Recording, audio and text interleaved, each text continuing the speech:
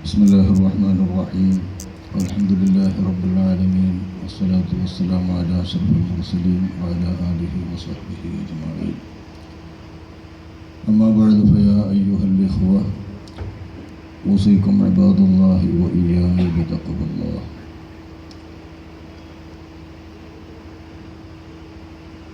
പണ്ഡിതന്മാരെ, സയ്യിദുമാരെ, കാരണവന്മാരെ, സഹോദരന്മാരെ, സുഹൃത്തുക്കളെ,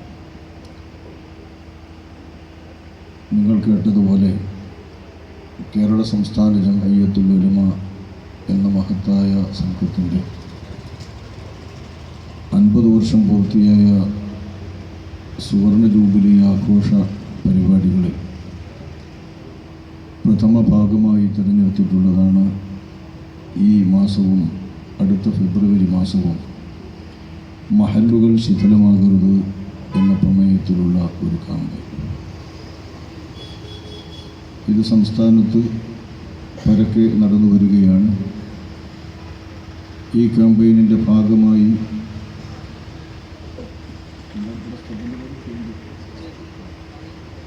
ഈ പാങ്ങു ചേണ്ടിയിൽ ഒരുമിച്ച് കൂടാൻ ലഭിച്ചത് ഒരു മഹത്തായ സൗഭാഗ്യമായാണ് ഞങ്ങൾ കരുതുന്നത്.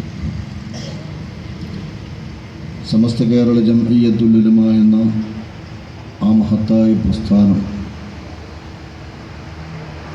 അതിൻ്റെ വിവിധ ഘടകങ്ങളായാണ് സംഘങ്ങൾ പലതും ഇവിടെ പ്രവർത്തിച്ചു കൊണ്ടിരിക്കുന്നത്.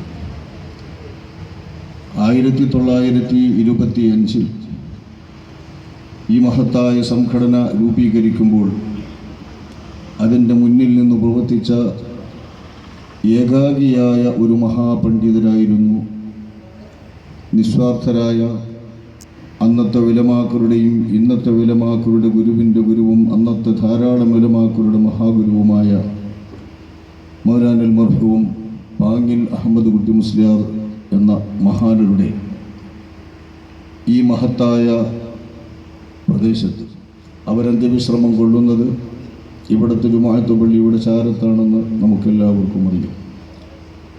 അവിടെ സിയാറത്ത് കഴിഞ്ഞാണ് ഈ പരിപാടി ആരംഭിച്ചത്. ഒരുപാട് കാലം കേരളത്തിലെ ഉലമാക്കൾ മുസ്ലിം സമൂഹത്തിന് നേതൃത്വം നൽകിക്കൊണ്ട് ഓരോരോ ഉലമാക്കളുടെ കീഴിൽ ആളുകൾ അവരെ വഴികാട്ടികളായി അംഗീകരിച്ചിട്ടുള്ള ജനങ്ങൾ ഒത്തൊരുമിച്ച് പ്രവർത്തിക്കുന്ന ആ സംവിധാനത്തിൽ നിന്ന് മാറി കേരളീയ അടിസ്ഥാനത്തിൽ സമസ്ത കേരള ജംഇയ്യത്തുൽ ഉലമ എന്ന പേരിൽ, സമസ്ത എന്നന്നില്ലെങ്കിലും കേരള ജംഇയ്യത്തുൽ ഉലമ എന്ന പേരിൽ ഒരു സംഘം രൂപീകരിക്കുന്നത് യഥാർത്ഥത്തിൽ ഒരു പ്രതിരോധമെന്ന നിലക്കാണ്. കാരണം ഇസ്ലാം ഇവിടെ കേരളത്തിൽ അഷ്റഫുൽ ഖൽഖ് സ്വല്ലല്ലാഹു അലൈഹി വസല്ലമ തങ്ങളുടെ കാലത്തോ സ്വഹാബത്തിൻ്റെ കാലത്തോ പ്രചരിച്ചിട്ടുണ്ടല്ലോ. അന്നു മുതൽ മുസ്ലിമീങ്ങൾ വിവിധ നാടുകളിൽ ഇവിടെ വസിച്ചു വരുന്നുമുണ്ട്. ഇന്നത്തെ അത്ര വ്യാപകമല്ലെങ്കിലും മുസ്ലിം മഹല്ലുകൾ ധാരാളം പഴയ കാലം മുതൽക്കേ ഇവിടെ നിലനിന്നു വരുന്നുണ്ട്. ഒരു 500-600 കൊല്ലക്കാലമായി മഖ്ദൂമുകളുടെ നേതൃത്വത്തിലുള്ള ദീനീ പ്രചാരണത്തിൻ്റെയും നേതൃത്വത്തിൻ്റെയും അടിസ്ഥാനത്തിൽ തന്നെ നമ്മുടെ മഹല്ല് സംവിധാനങ്ങൾ നമ്മുടെ രാജ്യത്ത് പരക്കെ, കേരളത്തിൽ പരക്കെ നടന്നു വരുന്നുണ്ട്. അന്നൊക്കെയും വന്യരായ ഉലമാക്കന്മാരിൽ ബോധ്യപ്പെട്ടവരെ കണ്ടുകൊണ്ട് അവരുമായി ബന്ധപ്പെട്ട് പ്രശ്നങ്ങളുണ്ടെങ്കിൽ തീർക്കുകയും മസ്അലകൾ ആരായുകയും വിഷയങ്ങൾ പഠിക്കുകയും ബോധ്യപ്പെട്ട പണ്ഡിതന്മാരെ അനുകരിച്ചുകൊണ്ട് സാധാരണക്കാർ ജീവിക്കുകയും ചെയ്യുന്ന വഴക്കമാണ് കേരളത്തിൽ നിലവിലിരുന്നത്. ഇതിനിടയിൽ നമ്മുടെ രാജ്യത്തേക്ക് ഐക്യത്തോടുകൂടെ ആദർശപരമായ ഐക്യമുണ്ടായിരുന്ന നമ്മുടെ നാട്ടിൽ വിയോജിപ്പുകളുണ്ടാകും, മസ്അലപരമായ അഭിപ്രായ വ്യത്യാസങ്ങളുണ്ടാകും. അത് ഉലമാക്കളുള്ള കാലത്തൊക്കെയും ഉണ്ടാകും. ഇന്നു തന്നെ ഒരു സംഘടനയിലുള്ള ഉലമാക്കൾ ഒരേ അഭിപ്രായത്തിലായിരിക്കില്ല. ഓരോരോ വിഷയങ്ങൾ വരുമ്പോൾ ഓരോരുത്തർക്കും ഓരോ അഭിപ്രായം കാണും. ശാഖാപരമായിട്ടുള്ള വിഷയങ്ങളിൽ അതങ്ങനെ സ്വാഭാവികവുമാണ്. ഗവേഷണപരമായിട്ടുള്ള വിഷയങ്ങളിൽ ഇത് സ്വാഭാവികമാണ്. ഒരു മഹല്ലിൽ ജുമുഅ തുടങ്ങാൻ പറ്റുമോ പറ്റുകയില്ലോ എന്ന കാര്യത്തിൽ പണ്ഡിതന്മാർക്ക് അഭിപ്രായ വ്യത്യാസമുണ്ടാകും. പറ്റുകയില്ലെന്ന് പറയുന്നവരും ശാഫിഈ മദ്ഹബിലെ പണ്ഡിതന്മാരാകും. പറ്റുമെന്ന് പറഞ്ഞ് ഫത്വ കൊടുക്കുന്നതും ജുമുഅ നിർത്തുന്നതും ശാഫിഈ മദ്ഹബിലെ പണ്ഡിതന്മാരാകും. ഈ വിധത്തിലുള്ള അഭിപ്രായ വ്യത്യാസങ്ങൾ മഹല്ലിനെ ഒരിക്കലും സ്ഥിരീകരിക്കുന്നില്ല, മുസ്ലിങ്ങളെ പാർട്ടികളായി തിരിക്കുന്നില്ല. ബോധ്യപ്പെട്ട ആളുകൾക്ക് ബോധ്യപ്പെട്ട പണ്ഡിതന്മാരെ ഇഷ്ടംപോലെ അംഗീകരിച്ചുകൊണ്ട് ജീവിക്കാനുള്ള സ്വാതന്ത്ര്യം ഇവിടെ ഉണ്ടായിരുന്നു. ഒരു ആലിമിനെ അംഗീകരിച്ചുകൊണ്ട് ജുമുഅ തുടങ്ങിയാൽ ആ നാട്ടുകാരെ ജുമുഅ തുടങ്ങാൻ പറ്റില്ല എന്ന് പറഞ്ഞ പണ്ഡിതന്മാരെ എതിർക്കാനോ അവർ വഴിതെറ്റിയവരാണെന്ന് പറയാനോ വിധി കൽപ്പിക്കാനോ ഇവിടെ ആരും നിൽക്കുമായിരുന്നില്ല. കാരണം ഉലമാക്കൾ ഫത്വ കൊടുത്തതാണെങ്കിൽ അങ്ങനെയാണ് അതിൻ്റെ രീതി.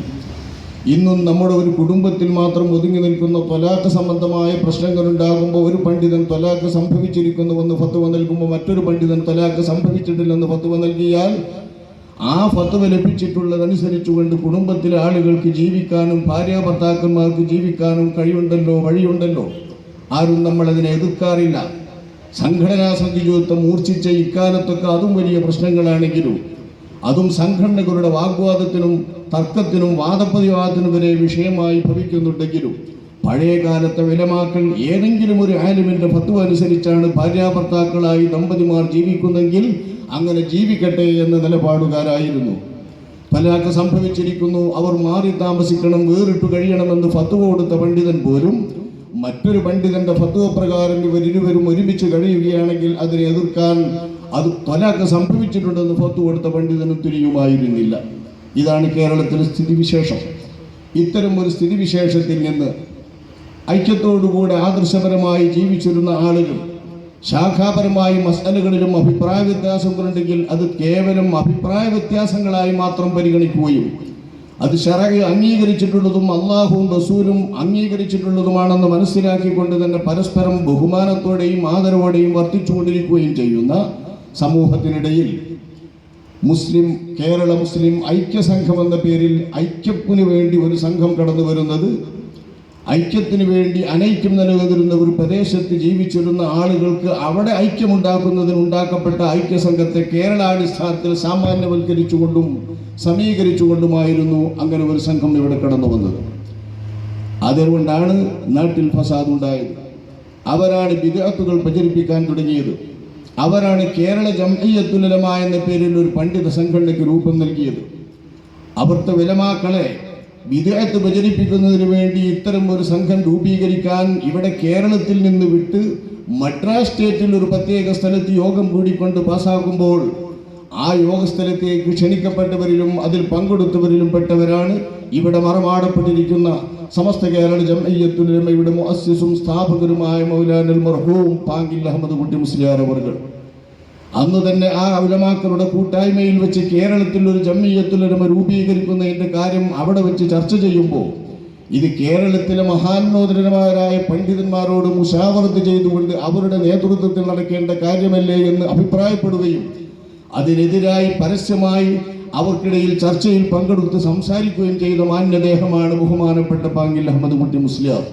പക്ഷേ ബിദ്അത്തിന്റെ പ്രചരണം ഉള്ളിൽ കണ്ടുകൊണ്ട് ഗൂഢതന്ത്രത്തോടുകൂടി കേരള ജംഇയ്യത്തുൽ ഉലമ ഉണ്ടാക്കുന്നതിന് വേണ്ടി മദ്രാസ് സംസ്ഥാനത്ത് യോഗം കൂടിയിരുന്ന ആ ആളുകൾ കേരളത്തിലേക്ക് അതിൻ്റെ പ്രവർത്തനങ്ങൾ വ്യാപിപ്പിച്ചുകൊണ്ട് ഇവിടെ കേരളത്തിലെ ഉലമാക്കളെ കഥറിയാത്ത ഉലമാക്കളെ അതിലേക്ക് ചേർത്തുകൊണ്ടിരുന്നപ്പോൾ അതിനെതിരായി കേരളത്തിലെ മഹത്തുക്കളായ ഉലമാക്കളെ പ്രത്യേകം ചെന്ന് കണ്ടുകൊണ്ട് കേരള ജംഇയ്യത്തുൽ ഉലമ എന്ന ശരിയായ ഒരു പണ്ഡിത സംഘടന രൂപീകരിക്കുന്നതിന് വേണ്ടി അക്ഷീണം ഓടി നടന്ന മഹാപണ്ഡിതരാണ്.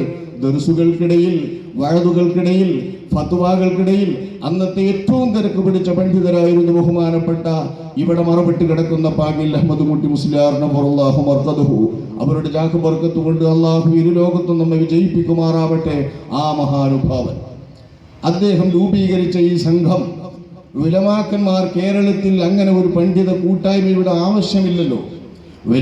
ഉലമാക്കളായി നിൽക്കുകയും സാധാരണക്കാരായ ഉമറാക്കളും മഹല്ലിലെ ജനങ്ങളും അവരെ അനുകരിച്ചുകൊണ്ട് ജീവിക്കുകയും ചെയ്യുന്ന ഇതപര്യന്തമുള്ള വഴക്കത്തിനു പകരം കേരളത്തിന് എന്തിനാണ് ഇങ്ങനെ ഒരു സംഘം, എന്തിനാണ് ഉലമാക്കൾ സംഘടിതരാകുന്നത് എന്ന് അന്നത്തെ നിഷ്പക്ഷരായ ഉലമാക്കളും നിസ്വാർത്ഥരായ ഉലമാക്കളും ഇവിടെ നടക്കുന്ന സംഗതികളോ ഗൂഢതന്ത്രങ്ങളോ ഓർക്കാത്ത ഉലമാക്കളും പറയുമ്പോൾ ഇതിൻ്റെ പിന്നിൽ നടക്കുന്ന ആവശ്യങ്ങളും ഉലമാക്കളെ സംഘടിപ്പിച്ചുകൊണ്ട് സംഘടനകളുണ്ടാക്കി ബിദ്അത്ത് പ്രചരിപ്പിക്കുവാൻ വേണ്ടി ആസൂത്രിതമായി നടക്കുന്ന കുതന്ത്രങ്ങളുമൊക്കെ ഉലമാക്കളെ ചെന്ന് ധരിപ്പിക്കുകയും ബോധ്യപ്പെടുത്തുകയും ചെയ്യുന്നതിൽ വളരെയധികം പ്രയാസങ്ങൾ സഹിച്ചിട്ടുള്ള മഹാനാണ് ബഹുമാനപ്പെട്ട പാങ്കിൽ അഹമ്മദ് കുട്ടി മുസ്ലിയാർ അവർകൾ.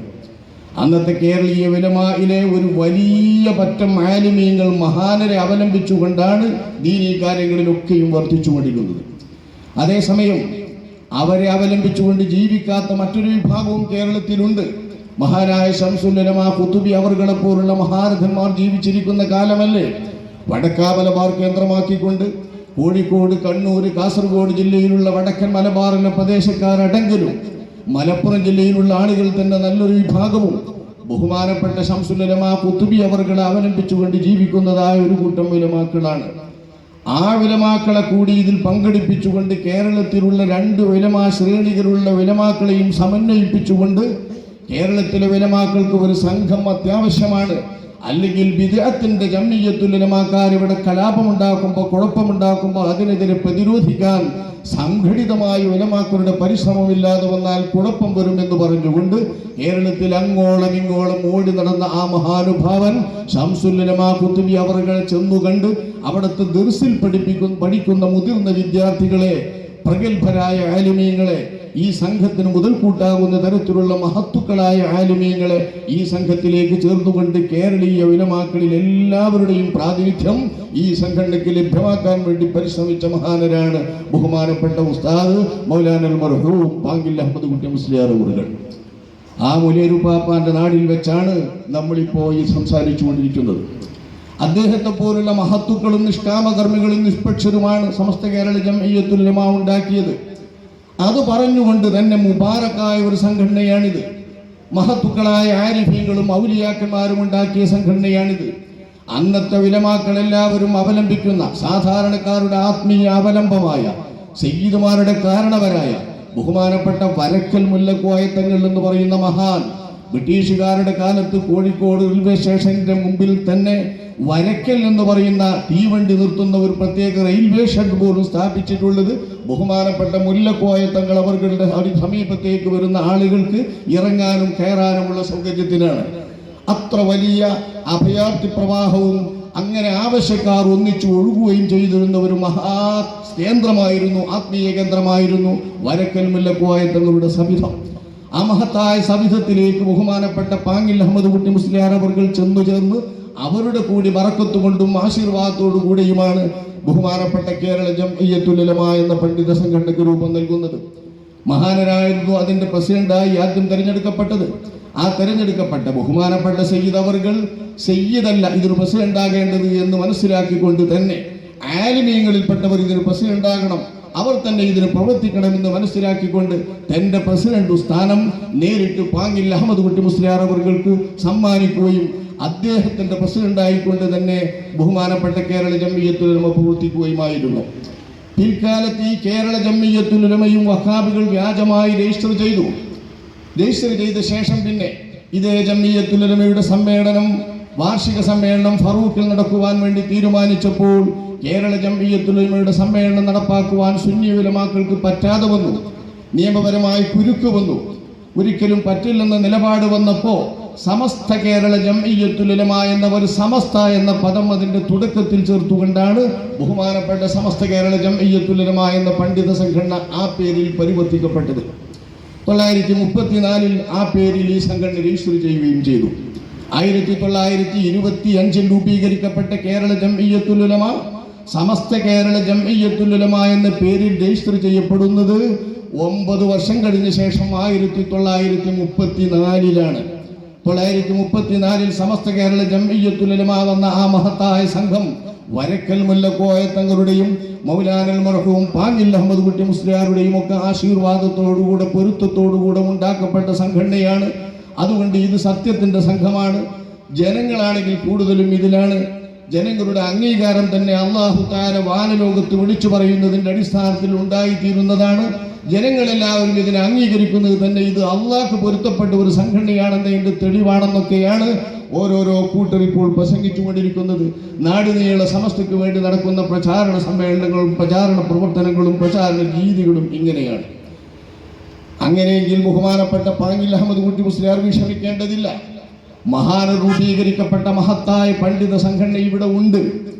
പേരുകൾ പലതാണെങ്കിലും ഇവിടെ കേരളത്തിൽ സുന്നി ഉലമാക്കൾക്ക് വേണ്ടി തന്നെ പ്രവർത്തിച്ചുകൊണ്ടിരിക്കുന്ന 4 പണ്ഡിത സംഘടനകളുണ്ട്. സമസ്ത കേരള ജംഇയ്യത്തുൽ ഉലമ EK വിഭാഗം AP വിഭാഗം എന്ന പേരിൽ 2 കടിപിടി കൂടുന്ന സംഘങ്ങൾ സമസ്ത കേരള ജംഇയ്യത്തുൽ ഉലമയുടെ പേരിൽ പ്രവർത്തിക്കുന്നു.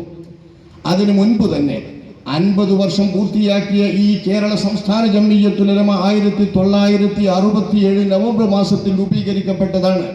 ഈ മഹത്തായ കേരള സംസ്ഥാന ജംഇയ്യത്തുൽ ഉലമ ദക്ഷിണ കേരളത്തിൽ ദക്ഷിണ കേരള ജംഇയ്യത്തുൽ ഉലമ എന്ന മറ്റൊരു പണ്ഡിത സംഘടന 950കൾക്ക് ശേഷം ശംസുൽ ഉലമ ഖുത്ബി അവരുടെ ആശീർവാദത്തോടുകൂടെ തൃശ്ശൂരിനപ്പുറമുള്ള ദക്ഷിണ കേരളത്തിലെ ഉലമാക്കളെ ലക്ഷ്യം വെച്ചുകൊണ്ട് മുസ്ലിമീങ്ങൾക്ക് വേണ്ടി നേതൃത്വം നൽകുന്നതിന് വേണ്ടി രൂപീകരിക്കപ്പെട്ടിട്ടുള്ള ഒരു സംഘമാണ്.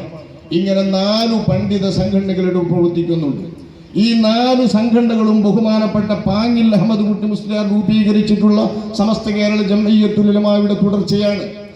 അദ്ദേഹം എന്തൊരാശയത്തിന് വേണ്ടി, ആദർശത്തിന് വേണ്ടിയാണോ സമസ്ത കേരള ജംഇയ്യത്തുൽ ഉലമക്ക് രൂപം നൽകിയത്, അക്ഷീണം ഓടി നടന്നത്, 1945 കാര്യവട്ടം സമ്മേളനത്തിന് വേണ്ടി ഓടി നടന്ന് ആ സമ്മേളനത്തിൽ ഒരു അധ്യക്ഷനെ കിട്ടുന്നതിന് വേണ്ടി മറ്റു സംസ്ഥാനങ്ങളിലേക്ക് യാത്ര ചെയ്ത് ക്ഷീണിച്ച് യാത്ര ചെയ്തുകൊണ്ട് വരുന്നതിനിടയിലാണ് മഹാനായ പാങ്ങിൽ അഹമ്മദ് കുട്ടി മുസ്ലിയാർ അവർകൾ ചെയ്യാവലംബിയാകുന്നത്. സംസാരശേഷി പോലും നഷ്ടപ്പെട്ടുകൊണ്ട് അദ്ദേഹം വിഷമിച്ചു. പല പ്രശ്നങ്ങളും അതിൻ്റെ പിന്നിലുണ്ടായിരുന്നു. മഹത്തുക്കളായ ഉലമാക്കളും ആരിഫീങ്ങളും പറയുന്നത് അദ്ദേഹത്തിന് ശരിക്കും സിഹർ ബാധിക്കുകയും അദ്ദേഹത്തെ പ്രത്യേകം പരിശോധിച്ച ഡോക്ടർ തന്നെ അദ്ദേഹത്തിന്റെ സംസാരം മുടക്കുന്നതിന് വേണ്ടി ഇഞ്ചക്ഷൻ ചെയ്യുകയും ചെയ്തുവെന്നാണ്. അദ്ദേഹത്തിന് ഒരു ഇഞ്ചക്ഷൻ ചെയ്യുമ്പോൾ പഹാനന്റെ നാക്കുമടക്കി എന്ന് അദ്ദേഹം ആ ഇഞ്ചക്ഷൻ കൊള്ളുന്ന സമയത്ത് പറഞ്ഞിട്ടുണ്ടെന്ന് അഭിവന്ദരായ താജുൽ ഉലമ ശൈഖുനാ സദഖത്തുള്ള മുസ്ലിയാർ അവർകൾ തന്റെ 19ാമത്തെ വയസ്സിൽ സമസ്ത കേരള ജംഇയ്യത്തുൽ ഉലമയിലേക്ക് വാഴക്കാട് ദർസിൽ ഓതിപ്പടിച്ചുകൊണ്ടിരിക്കുമ്പോൾ അതിന്റെ കാലടിപ്പാട് മഹാനരുടെ കാലടി പറ്റടിക്കാലായി ഭൂമിയിൽ ഒന്നിച്ചു നിൽക്കുന്നതിന്റെ അടയാളം നോക്കിക്കൊണ്ട് ഉറച്ച കാൽപാദമാണ്, കാലുറച്ചു വെച്ചാൽ പിന്നെ അവിടെ നിന്ന് വ്യതിചലിക്കുകയില്ല, അടിയുറച്ച ഈ കാലുള്ള ആളുകളാണ് സമസ്തക്ക് വേണ്ടത് എന്ന് പറഞ്ഞുകൊണ്ട് സമസ്തയിലേക്ക് കൊണ്ടുവന്ന ആ മഹാനായ താജുൽ ഉലമ ശൈഖുനാ സദഖത്തുൽ മുസ്ലിയാർ അവർകൾ അഭിവന്ദരായ ഞങ്ങളുടെ ഗുരുമഹാൻ, ആ ഗുരുമഹാൻ പറയാറുണ്ട്, ഈ ഡോക്ടർ ഇഞ്ചക്ഷൻ ചെയ്യുമ്പോൾ പഹാനന്റെ നാക്കും മിണ്ടാതാക്കിയല്ലോ എന്ന് പാകിൽക്കാരൻ അവർകൾ പറഞ്ഞു വന്നു. അങ്ങനെ ഡോക്ടർമാരുടെ അടക്കം പരിശ്രമത്തിൽ ബഹുമാനപ്പെട്ടവർ അവസാനിക്കുകയും 946 ഈ ലോകത്തിൽ നിന്ന് യാത്ര പറയുകയും ചെയ്തവരാണ് മഹാനായ പാങ്ങിൽ അഹമ്മദ് കുട്ടി മുസ്ലിയാർ. അവരുടെ മഹത്തായ സംഘത്തിന്റെ പിന്തുടർച്ച ഇവിടെ നടക്കുന്നുണ്ട്. അവരെന്തിനു വേണ്ടി രൂപീകരിക്കപ്പെട്ടുവോ സംഘം, ആ പ്രവർത്തനങ്ങൾ ആ ലക്ഷ്യത്തിൽ തന്നെ നടന്നുകൊണ്ടിരിക്കുന്നുണ്ട്. ഒരേ സംഘമൊന്നും വേണ്ടതില്ലല്ലോ. ഇവിടെ രൂപീകരണ ലക്ഷ്യങ്ങളൊക്കെ നടക്കണമെങ്കിൽ ഒരേ സംഘം വേണ്ട. മുബാറക്കായ ആളുകൾ രൂപീകരിച്ചതാണ് എന്നതുകൊണ്ടോ ആരിഫീങ്ങളും ഔലിയാക്കളും രൂപീകരിച്ചതാണ് എന്നതുകൊണ്ടോ ഒരു സംഘത്തിന്റെ പിന്തുടർച്ചക്കാര് സംഘത്തെ നാശാക്കാതിരിക്കൂല. പിന്തുടർച്ചക്കാർ ആരിഫീങ്ങളല്ലല്ലോ, രൂപീകരിച്ചവരല്ലേ ആരിഫീങ്ങള്, രൂപീകരിച്ച മഹത്തുക്കളല്ലേ നിസ്വാർത്ഥര്. ആരിഫീങ്ങൾ മരണപ്പെട്ട ശേഷം ഫഖലഫ മിൻ ബഅദിഹിം ഖൽഫുൻ അദാഉ സ്വലാത വത്തബഉ ശഹവാതി ഫസൗഫ യൽഖൗന ഗയ്യ എന്ന് വിശുദ്ധ ഖുർആൻ പിൻഗാമികൾ വന്നിട്ടാണ് നിസ്കാരം പാഴാക്കിയതും തോന്നിയാസികളായതുമൊന്നുമൊക്കെ സമൂഹത്തെ പറ്റി പറഞ്ഞതുപോലെ അങ്ങനെ ഓരോരോ പിൻതലമുറക്കാർ വരില്ലേ, അവരിലെ സത്യദീനനെ നാശാക്കുക. മുബാറക്കായ ആളുകൾ രൂപീകരിച്ചതാണെങ്കിൽ നാശാവുലെങ്കിൽ ക്രിസ്തു മതം നാശാവും.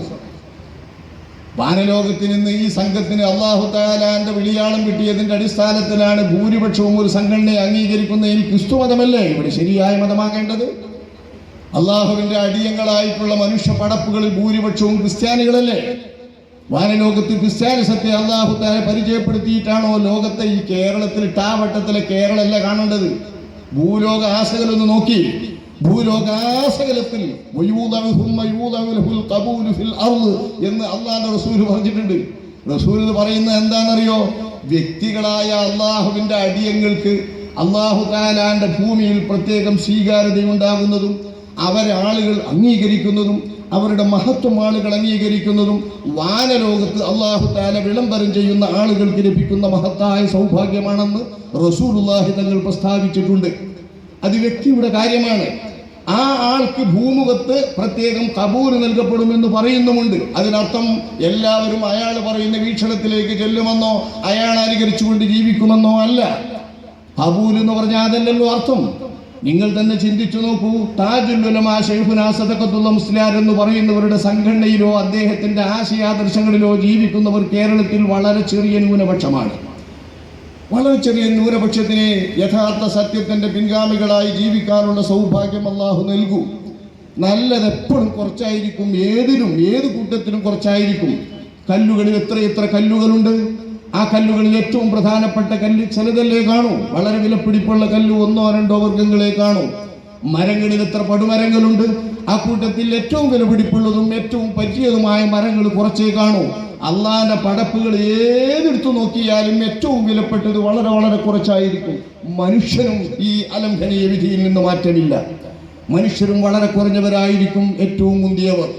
ആ മുന്തിയവർ ബഹുമാനപ്പെട്ടവരെ പോലുള്ള ആളുകളുടെ ഒപ്പം കൂടാൻ കുറച്ചാളേ കിട്ടുള്ളൂ. പക്ഷേ മഹാനൊരു വ്യക്തിത്വം അംഗീകരിക്കാത്തവരോ, മഹാനൊരു പണ്ഡിതനാണെന്ന് സമ്മതിക്കാത്തവരോ, മഹാനൊരു സത്യമുണ്ടാകും, ദീനിബോധം ഉണ്ടാകുമെന്ന് പറയാത്തവരോ കേരളത്തിൽ ആരെങ്കിലും കാണുമോ? എല്ലാ പക്ഷത്തെ സംഘടനക്കാരും വാഴ്ത്തുകയും പുകഴ്ത്തുകയും പ്രശംസിക്കുകയും ചെയ്യില്ലേ? താജുല്ലുലമായ ഇതാണ് കബൂൽ. ഇത്തരത്തിലുള്ള കബൂലുകൾ അല്ലാഹു തആലാന്റെ മഹത്തുക്കളായ ആളുകൾക്ക് അല്ലാഹു നൽകുന്നത് വാനലോകത്ത് മലക്കുകൾക്ക് വിളംബരം നൽകിയിട്ട് മലക്കുകൾ അംഗീകരിക്കുന്ന ആളുകളെയാണ് ഭൂമിയിൽ കബൂൽ ഉണ്ടാവുന്നത്. ഇത് റസൂലുള്ളാഹി പറഞ്ഞിട്ടുണ്ട്. എല്ലാതെ മതങ്ങളെയും ആശയങ്ങളെയും സംഘടനകളും ഒക്കെ അല്ലാഹു തആല കബൂൽ കൊടുക്കുന്നതിന്റെ അടിസ്ഥാനത്തിൽ അവിടെ ഭൂരിപക്ഷം ഉണ്ടാകുന്നതെന്ന് പറഞ്ഞാൽ എന്ന് അള്ളാഹു തന്നെ വ്യക്തമാക്കി പറഞ്ഞതിനെതിരല്ലേ അത്? ഭൂമിയിൽ ബഹുഭൂരിപക്ഷത്തിനൊപ്പം നിൽക്കാൻ നിന്നാൽ അവർ വഴിപിഴച്ചവരും ജനങ്ങളെ പിഴപ്പിക്കുന്നവരുമാണെന്ന് അല്ലാഹു തആല പ്രഖ്യാപിച്ചതല്ലേ ഖുർആനിൽ? ഭൂമുഖത്തുള്ള മനുഷ്യരിൽ ബഹുഭൂരിപക്ഷവും വഴിപിഴച്ചവരും ജനങ്ങളെ പിഴപ്പിക്കുന്നവരുമാണെന്ന്. നമ്മൾ വലദ്ദാല്ലീൻ എന്ന് ഫാത്തിഹ സൂറത്തിൽ പറയുന്ന പിഴച്ചവരാരാണ്? ക്രിസ്ത്യാനികളാണ്. ക്രിസ്ത്യാനികളോളം ഈ ഭൂമുഖത്ത് മനുഷ്യവർഗത്തിൽ ഭൂരിപക്ഷമുള്ളത് ആർക്കാണ്? ഒരു കൂട്ടർക്കുമില്ല. ഭൂലോകത്താകെ മൊത്തം നോക്കിയാൽ ക്രിസ്ത്യാനികളാണ് ഏറ്റവും വലിയ സംഖ്യ. ഇന്ത്യ രാജ്യത്ത് അല്ലാഹു തആലാന്റെ പടപ്പുകളായ മനുഷ്യന്മാർ ഭൂരിപക്ഷവും ഹിന്ദുക്കളാണ്. രാജ്യത്ത് നോക്കുകയാണെങ്കിൽ ഈ ഹിന്ദുക്കൾക്ക് വാനലോകത്ത് മലക്കുകൾ പ്രത്യേകം പറഞ്ഞതിനനുസരിച്ച് കിട്ടുന്നതാണോ ഈ കബൂലിയത്ത്? ആൾക്കാർ തോന്നെ കൂടുതലാണോ ഈ കബൂലിയത്തിനർത്ഥം? അങ്ങനെ എവിടെയെങ്കിലും ഹദീസുണ്ടോ? അങ്ങനെ ആരെങ്കിലും സംസാരിച്ചിട്ടുണ്ടോ? പക്ഷെ പ്രചാരണങ്ങളുടെ രീതി ഇങ്ങനെയൊക്കെയാ. ആയത്തുകളെയും ഹദീസുകളെയും ഒക്കെ വളച്ചൊടിച്ച് തന്നിഷ്ടങ്ങൾക്ക് വേണ്ടിയിട്ട്, തൻ്റെ സ്വാർത്ഥ താല്പര്യങ്ങൾക്ക് വേണ്ടിയിട്ട്, താനിച്ഛിക്കുന്ന കാര്യങ്ങൾക്ക് വേണ്ടിയിട്ട് വളച്ചൊടിച്ച് ദുർവ്യാഖ്യാനം ചെയ്യുന്ന ബിദ്അത്തുകാരുടെ ശൈലിയിലേക്ക് നമ്മുടെ സുന്നി ഉലമാക്കളും വന്നിട്ടുണ്ടെങ്കിലും മുബാറക്കായ സംഘടന എന്ന് പറയുന്നത് മുബാറക്കായ ആളുകൾ രൂപീകരിച്ചത് കൊണ്ട് പിഴക്കില്ല എന്ന് വിചാരിക്കരുത്. നിങ്ങൾ ഓർത്തു നോക്കുക, ഇവിടുത്തെ ക്രിസ്തു മതം ആരാണ് ഇതിന്റെ സ്ഥാപകർ? അതിനു മുൻപ് ജൂതമതം ആരാണ് ഇതിന്റെ സ്ഥാപകർ? ഇവിടുത്തെ ഏറ്റവും വലിയ പ്രവാചകന്മാരായി നമ്മൾ പഠിക്കുന്ന 1,24,000 അല്ലാഹുവിന്റെ അമ്പിയാക്കന്മാരിൽ നിന്ന് വിശുദ്ധ ഖുർആനിൽ അല്ലാഹു പേരെടുത്തു പറഞ്ഞ് നമ്മെ പഠിപ്പിച്ച് അനുസ്മരിപ്പിച്ച 25 ആളുകൾ. ആ 25 ആളുകളിൽ നിന്ന് ഉലുൽ അസ്മുകൾ എന്ന പേരിൽ നമ്മൾ പ്രത്യേകം പഠിച്ചു വരുന്ന 5 ആളുകൾ നമ്മുടെ നബി മുഹമ്മദ് മുസ്തഫ സ്വല്ലല്ലാഹു അലൈഹി വസല്ലം തങ്ങൾ അടക്കം വിശുദ്ധ ഖുർആൻ പ്രത്യേകം പറഞ്ഞിട്ടുള്ള 5 ആളുകളാണ് ഉലുൽ അസ്മുകൾ. അവരിൽപ്പെട്ട ഏറ്റവും പ്രധാനപ്പെട്ടവരല്ലേ നമ്മുടെ നബി കഴിഞ്ഞാൽ, പിന്നീട് ഇബ്രാഹിം നബി കഴിഞ്ഞാൽ മൂന്നാമത്തെ സ്ഥാനമുള്ള മഹാനരല്ലേ മൂസാ നബി അലൈഹിസ്സലാം. വിശുദ്ധ ഖുർആനിൽ എത്ര തവണയാണ് മൂസാ നബി അലൈഹിസ്സലാമിന്റെ പേര് പറഞ്ഞത്? ആ മൂസാ നബി അലൈഹിസ്സലാം സ്ഥാപിച്ച മതമല്ലേ യഹൂദി മതം? ആ മതത്തിന്റെ അവസ്ഥ പിൻഗാമികൾ എവിടെ എത്തിച്ചു? പിന്നീട് 4-ാം സ്ഥാനത്ത് ഉലുൽ അസ്മുകളിൽപ്പെട്ട പ്രവാചകരല്ലേ റൂഹുല്ലാഹി ഈസാ നബി അലൈഹിസ്സലാം. ആ ഈസാ നബി അലൈഹിസ്സലാം എന്ന് പറയുന്ന പ്രവാചകർ സ്ഥാപിച്ചിട്ടുള്ളതല്ലേ യഥാർത്ഥത്തിൽ നസ്രാനിയത്ത്? ക്രിസ്തു മതം എന്ന പേരിൽ അറിയപ്പെടുന്നത്, അദ്ദേഹത്തിന്റെ പേരിൽ നിലകൊള്ളുന്നതും അദ്ദേഹത്തിന്റെ പേരിൽ അള്ളാഹു നൽകിയിട്ടുള്ള വേദഗ്രന്ഥമായ ഇഞ്ചീലിന്റെ അടിസ്ഥാനത്തിൽ രൂപം കൊണ്ടതുമല്ലേ ക്രിസ്തുമതം? തൗറാത്തിന്റെ പേരിൽ രൂപം കൊണ്ടതും വേദമതവുമല്ലേ ജൂതമതം? തൗറാത്ത് എന്ന വേദത്തിന്റെയും ഇഞ്ചീൽ എന്ന വേദത്തിന്റെയും പിന്തുണയോടുകൂടെ ആ സത്യമായ വേദത്തിന്റെ വിവരങ്ങൾക്ക് പിന്നിൽ രൂപീകരിക്കപ്പെട്ട ഈ 2 മതങ്ങളും അതിന്റെ അനുയായികൾ എന്താക്കി കഴിഞ്ഞു? വേദങ്ങളെപ്പോലും നാശപ്പെടുത്തി കഴിഞ്ഞു, ആശയങ്ങളൊക്കെ അലുക്കുലുക്കാക്കി കഴിഞ്ഞു. റൂഹുല്ലാഹി ഈസാ നബി എന്ന പ്രവാചകരെ അള്ളാഹുവിന്റെ പുത്രനാക്കിക്കൊണ്ട് വാഴിച്ചു കളഞ്ഞു. ഇങ്ങനെയൊക്കെ കഴിഞ്ഞ ശേഷമല്ലേ പരിശുദ്ധ ഇസ്ലാം വരുന്നത്?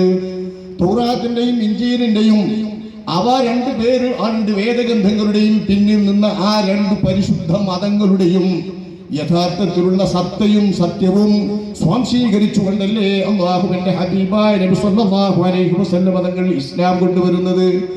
ക്രിസ്തു മതമെന്ന പേരില്ല, യഹൂദ മതമെന്ന പേരില്ല. പേരിൽ പ്രവർത്തിച്ചുകൊണ്ടിരിക്കുന്നത് രണ്ടും പിഴച്ചത്.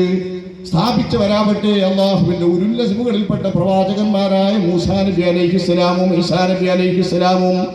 മൂസാ നബിയും ഈസാ നബിയും സ്ഥാപിച്ചിട്ടുള്ള മതങ്ങൾ പിഴച്ചിട്ട് പിൻഗാമികൾ പിഴച്ച മതങ്ങളാക്കിയെങ്കിൽ ആ പിഴച്ച മതങ്ങൾ ഇവിടെ ഒരിക്കലും പിഴച്ച മതങ്ങളാണെന്ന് നിനക്ക് ഒരു ശൂന്യത സൃഷ്ടിച്ചിട്ടില്ല. കാരണം ഈ മതങ്ങളെ അല്ലാഹു തആല വേദം ഇറക്കി കൊടുത്ത അല്ലാഹു തആല തൗറാത്തിനെയും ഇൻജീലിനെയും ഖുർആനിലൂടെ സംരക്ഷിക്കുകയാണ്. ومهيمنا ومصدقا لما بين يديه ومهيمنا على التوراة والإنجيل. തൗറാത്തിനെയും ഇൻജീലിനെയും സഹായിച്ചുകൊണ്ട് പിന്തുണക്കുന്ന ശരിവെക്കുന്ന ഗ്രന്ഥമാണ് വിശുദ്ധ ഖുർആൻ. തൗറാത്തിലും ഇൻജീലിലും കൈകടത്തപ്പെട്ടതിനെ ശരിക്കും വ്യക്തമാക്കി കൊടുക്കുന്ന ഗ്രന്ഥമാണ് ഖുർആൻ. ആ ഖുർആനിലൂടെ സത്യമായ ക്രിസ്തുമതവും സത്യമായ ജൂതമതവും ഇവിടെ പിന്തുടർച്ചയിൽ നിൽക്കുകയാണ്, നിലനിൽക്കുന്നുണ്ട്. പക്ഷേ അതിന്റെ അനുയായികൾ വികൃതമാക്കി കഴിഞ്ഞു. പേരുകൊണ്ട് ജൂതമതവും ക്രിസ്ത്യൻ മതവും എന്നീ പിഴച്ച മതങ്ങളാണ്. ഈ ഒരവസ്ഥ ഈ സമുദായത്തിന് വരും. എന്റെ ഉമ്മത്തിലെ വിലമാക്കൾ ബനു ഇസ്രായേലിന്റെ പ്രവാചകന്മാരെ പോലെയാണ്. ആ പ്രവാചകന്മാർ സ്ഥാപിച്ചിട്ടുള്ള ആശയങ്ങൾക്കും സംഘങ്ങൾക്കും എല്ലാം എന്തൊക്കെ സംഭവിക്കുമോ അതൊക്കെ എന്റെ ഉലമാക്കളാൽ സ്ഥാപിതമായിട്ടുള്ള സംഘങ്ങൾക്കും അവരുടെ ആശയങ്ങൾക്കും സംഭവിക്കുക തന്നെ ചെയ്യും. ലതത്തബിഉന്ന സനന മൻ കാന ഖബ്ലകും ശിബ്റൻ ബിശിബ്രിൻ വദിറാഅൻ ബിദിറാഅ ഹത്താ ലൗ ദഖലൂ ഫീ ജുഹ്രി ضبിൻ ലദഖൽതുമൂ ഖാലൂ അൽ യഹൂദ വൻ നസാറാ ഖാല ഫമൻ. അല്ലാഹുവിന്റെ റസൂൽ പറഞ്ഞു, നിങ്ങൾക്ക് ജൂത ക്രിസ്തീയ വിഭാഗത്തിന്റെ മുൻഗാമികളായിട്ടുള്ള ആളുകളുടെ അതേ വിധത്തിൽ അവർ പ്രവർത്തിച്ച അതേ വിധത്തിൽ തന്നെ നിങ്ങൾ പ്രവർത്തിച്ചുകൊണ്ടിരിക്കും. അവരുടെ മാർഗം തന്നെ നിങ്ങൾ അനുകരിച്ചുകൊണ്ട് മുന്നോട്ട് പോകും. നിങ്ങളിൽ ബഹുഭൂരിപക്ഷവും മുൻഗാമികളായിട്ടുള്ള ആളുകളെ ചാണിനു ചാണായും മുടത്തിനു മുടമായും അനുകരിച്ചുകൊണ്ടിരിക്കും. എത്രത്തോളം ഒരുടുമ്പിന്റെ ഇടുങ്ങിയ മാളത്തിൽ പ്രവേശിക്കുന്നതിന് വേണ്ടി സാഹസപ്പെട്ടുകൊണ്ട് മുൻഗാമികൾ വല്ലതും കാണിച്ചാൽ അത്തരം ഒരു ഉടുമ്പിന്റെ മാളത്തിൽ പ്രവേശിക്കാൻ നിങ്ങളും സാഹസം കാണിക്കും. കുടുസായ ചിന്താതികൾ ഉണ്ടാക്കിക്കൊണ്ട് ദീൻ പിടപ്പിക്കാൻ അവർ ശ്രമിച്ചാൽ നിങ്ങളും കുടുസായ രീതിയിലേക്ക് അവരെ പിന്തുടർന്നു കൊണ്ടുപോകും. ഇതൊക്കെ റസൂലുള്ള വിവരിച്ചതാണ്. ഇത് അല്ലാഹുവിന്റെ റസൂൽ പറയുമ്പോൾ സ്വഹാബാക്കൾ ചോദിച്ചു, അൽ യഹൂദ വൻ നസ്വാറ, ജൂത ക്രിസ്തീയ വിഭാഗത്തെയാണോ നബി തങ്ങളെ ഉദ്ദേശിക്കുന്നത്? നബി തങ്ങൾ പറഞ്ഞു, ഫമൻ, പിന്നെ ആരെയാണ്? അവരുടെ മാർഗം തന്നെ നിങ്ങൾ പിന്തുടരും.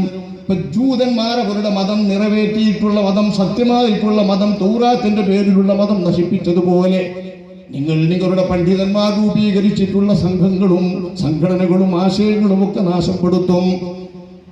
ക്രിസ്ത്യാനികൾ ഈസാ നബി അലൈഹിസ്സലാമിന്റെ ഇൻജീലിന്റെ അടിസ്ഥാനത്തിലുള്ള സത്യമതത്തെ നാശപ്പെടുത്തിയതുപോലെ വിശുദ്ധ വേദത്തെ അടിസ്ഥാനപ്പെടുത്തി ഉലമാക്കൾ നിങ്ങൾക്ക് സംഘടിപ്പിച്ചിട്ടുള്ള സംഘടനകളും പ്രസ്ഥാനങ്ങളും ഒക്കെ നിങ്ങൾ നാശമാക്കും. ഇറങ്ങി വരുന്ന അനുഗാമികൾ തോന്നിയാസികളാക്കും. ഇത് എല്ലാ മുബാറക്കായ സംഘത്തിനും വരും. മുബാറക്കായ മതങ്ങൾക്ക് വരുന്നതുപോലെ മുബാറക്കായ സംഘങ്ങൾക്കും മുബാറക്കായ ആശയങ്ങൾക്കൊക്കെ വരുന്നതാണ്. പക്ഷെ ഒന്നുണ്ട്, ولا تزال طائفة من أمتي ظاهرين على الحق لا يضرهم من خذلهم ولا من خالفهم حتى يأتي أمر الله أو كما قال رسول الله. ഈ മതത്തിനൊരു സവിശേഷതയുണ്ട്. ജൂതമതത്തിനില്ലാത്ത സവിശേഷത, ക്രിസ്തീയ മതത്തിനില്ലാത്ത സവിശേഷത. ജൂതമതവും ക്രിസ്തീയ മതവും ഒന്നിച്ച് പിഴച്ചപ്പോൾ അതിന്റെ ശരി എന്തെന്ന് ഒരിക്കലും അവശേഷിക്കാത്ത വിധം, എവിടെയാണ് ശരിയായ വേദമെന്ന് തിരഞ്ഞാൽ കിട്ടാത്ത വിധം നാമാവശേഷമായതുപോലെ ഈ ദീൻ നാമാവശേഷമാവുകയില്ല. ഈ ദീനിൽ ആളുകൾ ബഹുഭൂരിപക്ഷവും കിടക്കും. ജൂത ക്രിസ്തീയ വിഭാഗത്തിന്റെ അതേ രീതിയിൽ പണ്ഡിതന്മാർ അനുകരിച്ച് മുന്നോട്ട് നോക്കും. പണ്ഡിതന്മാർ ജൂത ക്രിസ്തീയ വിഭാഗത്തിൽ പണ്ഡിതന്മാരുണ്ടാക്കിയതിന് ജനങ്ങൾ അലങ്കോലപ്പെടുത്തിയതുപോലെ, പ്രവാചകന്മാരുണ്ടാക്കിയതിന് ജനങ്ങൾ അലങ്കോലപ്പെടുത്തിയതുപോലെ, പണ്ഡിതന്മാരുണ്ടാക്കിയതിന് അനുയായികളായ സാധാരണക്കാരും അനുയായികളായ വേഷധാരികളും നാശപ്പെടുത്തിക്കൊണ്ടിരിക്കും. പക്ഷേ ഒരു കൂട്ടം, ഒരു കൊച്ചു സംഘം അന്ത്യനാൾ വരേക്കും സത്യത്തിന്റെ മേൽ അടിയുറച്ചു നിൽക്കും. അവരെ കൈവിടുന്നവർ അവർക്കൊരു പ്രശ്നവുമല്ല. അവരെ ആര് സ്വീകരിക്കുന്നു എന്നവർക്കൊരു പ്രശ്നമല്ല. അവരാര് അംഗീകരിക്കുന്നു, പിന്തുണക്കുന്നു, അതവർക്ക് പ്രശ്നമല്ല. വലമൻ ഖാലഫഹും, അവരോട് വിരുദ്ധരായിക്കൊണ്ട് ആരൊക്കെ മത്സരിക്കുന്നുവോ അതൊന്നും അവർക്ക് പ്രശ്നമല്ല. ഹത്താ യഅതി അംറുല്ലാഹ്, അവരുടെ കാര്യത്തിലുള്ള അള്ളാഹുവിന്റെ തീരുമാനം സംഭവിക്കുന്നത് വരെ, അതായത് അവർ മരിക്കുന്നത് വരെ അതിൽ അടിയുറച്ചു നിൽക്കും. അതല്ലെങ്കിൽ ഈ ലോകത്തെ കുറിച്ചുള്ള അള്ളാഹുവിന്റെ അന്ത്യമായ തീരുമാനം ഖിയാമത്ത് എന്നത് സംഭവിക്കുന്നത് വരെ, അതായത് ഖിയാമത്തിന്റെ ഏറ്റവും അടുത്ത സമയം വരേക്കും യമനിൽ നിന്ന് അടിച്ചു വീശുന്ന മുഅ്മിനീങ്ങളെ മുഴുവൻ നശിപ്പിച്ചു കളയുന്ന, മരിപ്പിച്ചു വീഴ്ത്തുന്ന, തഴുകിക്കൊണ്ട് മരിപ്പിച്ചു വീഴ്ത്തുന്ന മന്ദമാരുതൻ വരുന്നത് വരേക്കും ഈ അവസ്ഥ തുടരുമെന്ന് ശഫീഉനാ റസൂലുള്ളാഹി സ്വല്ലല്ലാഹു അലൈഹി വസല്ലമ തങ്ങൾ പറഞ്ഞത് മാത്രമേ ഇസ്ലാമിന്റെ സവിശേഷതയുള്ളൂ. പേക്കാത്തതല്ല, ഭൂരിപക്ഷവും പേച്ചു പോകാത്തതല്ല. ഇസ്ലാമിലും ഭൂരിപക്ഷവും പേച്ചു പോകുന്ന റസൂലുള്ള ഒരുപാട് ഹദീസുകളിൽ താക്കീത് നൽകിയിട്ടുണ്ട്. പക്ഷെ വളരെ ചെറിയ ഒരു കൂട്ടം ആളുകൾ, ആ ആളുകൾ സത്യത്തിൽ ഖിയാമത്ത് നാൾ വരെ അടിയുറച്ചു നിൽക്കുമ്പോൾ എതിരാളികളും കൈവിട്ടവരും എത്രയോ ഉണ്ടെങ്കിലും, അവരുടെ സത്യം ധാരാളമാണെങ്കിലും അത് ഇവരെ യേശുകയില്ല എന്ന് പറയണമെങ്കിൽ ശല്യം രൂക്ഷമാകേണ്ടേ? അരൂക്ഷമായ ശല്യം മേശാതെ തന്നെ അല്ലാഹുവിന്റെ റസൂൽ പ്രശംസിച്ച, പ്രകീർത്തിച്ച ആ വിഭാഗം നിലനിൽക്കും. അതിന് സംഘടനാ വിലാസം വിഷയമല്ല, സംഘടനയുടെ പേര് വിഷയമല്ല. മഹത്തായ കേരള സംസ്ഥാന ജംഇയ്യത്തുൽ ഉലമ രൂപീകരിക്കുമ്പോൾ സംഘടനാപരമായിട്ടുള്ള സാങ്കേതിക വിഷമങ്ങളും, രജിസ്റ്റർ ചെയ്യപ്പെട്ട സംഘടനകളാകുമ്പോൾ ഒരേ പേരിൽ രണ്ടു കൂട്ടരും പ്രവർത്തിച്ചാലുണ്ടാകുന്ന ഫിത്തനകളും ഒക്കെ കണ്ടുകൊണ്ടാണ് തന്റെ സംഘത്തിന് ഉലമാക്കന്മാർ കൂടിച്ചേർന്നിട്ടുള്ള ഒരു വലിയ കൺവെൻഷനിൽ കേരള സംസ്ഥാന ജംഇയ്യത്തുൽ ഉലമ എന്ന് നാമകരണം ചെയ്തത്. ഈ പേരിട്ടിട്ടില്ലായിരുന്നെങ്കിൽ, സമസ്ത എന്ന പേര് വെച്ചുകൊണ്ട് തന്നെ അന്നും ശൈഖനായും പ്രവർത്തിക്കുകയാണെങ്കിൽ ഇപ്പൊ ഇവര് കടിപിടിയതുപോലെ കടിപിടി കൂടിയിട്ട് കുറേയൊക്കെ എല്ലിൻ കഷ്ണങ്ങൾ കേരള സംസ്ഥാന ജംഇയ്യത്തുൽ ഉലമയുടെ പിന്നിലും ഉണ്ടാകുമായിരുന്നു. അതിന് ശൈഖിന് ഒരിക്കലും പരിശ്രമിച്ചില്ല. കാരണം സമസ്ത എന്ന പേരിൽ രജിസ്റ്റർ ചെയ്യപ്പെട്ട ഒരു സംഘടന പ്രവർത്തിക്കുമ്പോൾ അതങ്ങനെ പ്രവർത്തിക്കട്ടെ. വിയോജിപ്പുള്ള ആളുകൾ മാറിപ്പോരുമ്പോൾ അവർ വേറൊരു സംഘപ്പേരിൽ പ്രവർത്തിക്കണമെന്ന ന്യായമായ കാരണം വെച്ചുകൊണ്ട് തന്നെയാണ് കേരള സംസ്ഥാന ജംഇയ്യത്തുൽ ഉലമ പേര് മാറ്റിയത്. അപ്പോഴും ബഹുമാനപ്പെട്ട പാങ്ങിൽ അഹമ്മദ് കുട്ടി മുസ്ലിയാർ രൂപം നൽകിയിട്ടുള്ള സമസ്ത കേരള ജംഇയ്യത്തുൽ ഉലമായുടെ, സാക്ഷാൽ സമസ്ത കേരള ജംഇയ്യത്തുൽ ഉലമായുടെ ആശയാദർശങ്ങൾക്ക് അനുസരിച്ചുകൊണ്ട് മുന്നോട്ട് നീങ്ങുന്ന സംഘമാണ്, ഉലമാക്കളുടെ സംഘടനയാണ് കേരള സംസ്ഥാന ജംഇയ്യത്തുൽ ഉലമ എന്ന് പ്രഖ്യാപിച്ചുകൊണ്ടും അതിന്റെ അതേ ഉദ്ദേശ ലക്ഷ്യങ്ങൾ ഇതിന്റെ ഉദ്ദേശ ലക്ഷ്യങ്ങളാക്കി ചേർത്തുകൊണ്ടുമാണ് കേരള സംസ്ഥാന ജംഇയ്യത്തുൽ ഉലമ പ്രവർത്തിക്കുന്നത്. അതുകൊണ്ട് കേരള സംസ്ഥാന ജംഇയ്യത്തുൽ ഉലമയിലൂടെയും ഇനി വേണ്ട കേരളത്തിലെ 4 സുന്നി ജംഇയ്യത്തുൽ ഉലമകളിലൂടെയും ബഹുമാനപ്പെട്ട പാങ്ങിൽ അഹമ്മദ് കുട്ടി മുസ്ലിയാരെ പോലുള്ള മഹത്തായ സമസ്ത കേരള ജംഇയ്യത്തുൽ ഉലമ രൂപീകരിക്കാൻ ഇടയാക്കി ആശയാദർശങ്ങളാണ്, ഉദ്ദേശ ലക്ഷ്യങ്ങളാണ് ഇവിടെ നടപ്പായിക്കൊണ്ടിരിക്കുന്നത്. ആ മഹത്തായ നല്ല സംരംഭം നടക്കുന്നതിനിടയിലാണ് വികൃതികൾ പലതും ഇടയ്ക്ക് കടന്നു വരുന്നത്. അതിലേറ്റവും അധികം 967 മുതൽക്ക് ഭാഗവാക്കായ സംഘമാണ് സമസ്ത കേരള ജംഇയ്യത്തുൽ ഉലമ. അവരിൽ നിന്ന് അപ്പോൾ ഉണ്ടാകുന്ന വിഷയങ്ങളും മസ്അല വിഷയങ്ങളാവട്ടെ, മറ്റു തരത്തിലുള്ള വിഷയങ്ങളാവട്ടെ, അത്തരം വിഷയങ്ങൾ ഉണ്ടാകുമ്പോൾ കേരള സംസ്ഥാന ജംഇയ്യത്തുൽ ഉലമ അതിൻ്റെ ദൂഷ്യവശങ്ങൾ അറിയിച്ചു കൊടുത്തു കഴിഞ്ഞാൽ പലതും അവർ തിരുത്തും. ചിലതൊക്കെ തിരുത്താതെ അങ്ങോട്ടും ഇങ്ങോട്ടും പറഞ്ഞുകൊണ്ടിരിക്കും. ഇങ്ങനെയൊക്കെ നടന്നാലും സത്യമേത് അസത്യമേത് എന്നും ന്യായവും സത്യവും ആരുടെ പക്ഷത്താണെന്നും ജനങ്ങൾക്ക് മനസ്സിലാക്കാൻ വകുപ്പുണ്ടായിരുന്നു. സമസ്ത കേരള ജംഇയ്യത്തുൽ ഉലമയുടെ കീഴിൽ നടന്നു വരുന്ന മദ്രസകളൊക്കെ അങ്ങനെ നടക്കട്ടെ, സംഘടനയുടെ പ്രവർത്തനങ്ങളൊക്കെ അങ്ങനെ നടക്കട്ടെ. ഒരു വലിയ പ്രസ്ഥാനമായി 925 രൂപീകരിച്ചിട്ട് 967 വരെ പ്രവർത്തിക്കുമ്പോൾ കൊല്ലം കുറച്ചായില്ലേ? 25 കൊല്ലവും 10 35 കൊല്ലവും 7 42 കൊല്ലവും പിന്നിട്ട ശേഷമാണ് 67 എത്രണ്ടാവും? 25 35 45 55 65 40 കൊല്ലവും 2 കൊല്ലവും 42 കൊല്ലം. ഈ 42 കൊല്ലം പ്രവർത്തിച്ച ഒരു സംഘത്തിന്റെ ഉള്ളിൽ 950-കൾ മുതൽക്കേ മദ്രസകൾ അംഗീകരിച്ചു വരികയും ചെയ്തു വരുമ്പോൾ 40 കൊല്ലത്തെ ഈ പ്രവർത്തനത്തിനിടയിൽ സമസ്ത കേരള ജംഇയ്യത്തുൽ ഉലമ വേരോടി പന്തലിച്ചു നിൽക്കുന്ന ഒരു മഹാവൃക്ഷമായിട്ടില്ലേ? ഇതിനു ശേഷമാണ് കേരള സംസ്ഥാന ജംഇയ്യത്തുൽ ഉലമ രൂപം കൊള്ളുന്നത്. ആ 42 വർഷത്തെ ചരിത്രത്തിൽ എന്തെങ്കിലും ഒരു പങ്കുള്ളവർ ഇന്നത്തെ സമസ്ത കേരള ജംഇയ്യത്തുൽ ഉലമയിൽ ഇല്ല. 1950-കൾക്ക് ശേഷം സമസ്തയിലേക്ക് കടന്നു വന്നവർ മാത്രമായിരുന്നു സമസ്ത കേരള ജംഇയ്യത്തുൽ ഉലമയുടെ ഏറ്റവും ദീർഘകാലം ജനറൽ സെക്രട്ടറിയായി പ്രവർത്തിച്ചിട്ടുള്ള മൗലാന മർഹൂം EK അബൂബക്കർ മുസ്ലിയാർ എന്ന ആ മഹാനായ പണ്ഡിതനടക്കം 950-കൾക്ക് ശേഷം സമസ്തയിൽ കടന്നു വന്നവരാണ്. 950-ന് മുൻപ് അദ്ദേഹം ഇല്ല. സ്ഥാപക മെമ്പർമാരായിട്ടുള്ളവർ 967-ൽ സംസ്ഥാന ജംഇയ്യത്തുൽ ഉലമ രൂപീകരിക്കുമ്പോൾ 3 പേർ മാത്രമാണ് ഉണ്ടായിരുന്നത്. റഈസുൽ മുഹദ്ദിഖീൻ കണ്ണിയത്ത് അഹമ്മദ് മുസ്ലിയാർ, താജുൽ ഉലമ ശൈഖുനാ സദഖത്തുല്ലാഹ് മുസ്ലിയാർ. ഇവർ രണ്ടുപേരുടെയും സഹപാഠിയും സതീർത്ഥരുമായിരുന്ന, ഒരേ കാലത്ത് തന്നെ സമസ്തയിലേക്ക് ചേർക്കപ്പെട്ട, വാഴക്കാട് ദർസിൽ വെച്ച് ചേർക്കപ്പെട്ട അംഗമായിരുന്നു ബഹുമാനപ്പെട്ട മൗലാന മർഹൂം AK കുഞ്ഞറമുട്ടി മുസ്ലിയാർ. ഈ 3 പേരാണ് 967-ൽ കേരള സംസ്ഥാന ജംഇയ്യത്തുൽ ഉലമ രൂപീകരിക്കുന്ന കാലത്ത് സമസ്തയിലുള്ള സ്ഥാപക മെമ്പർമാർ.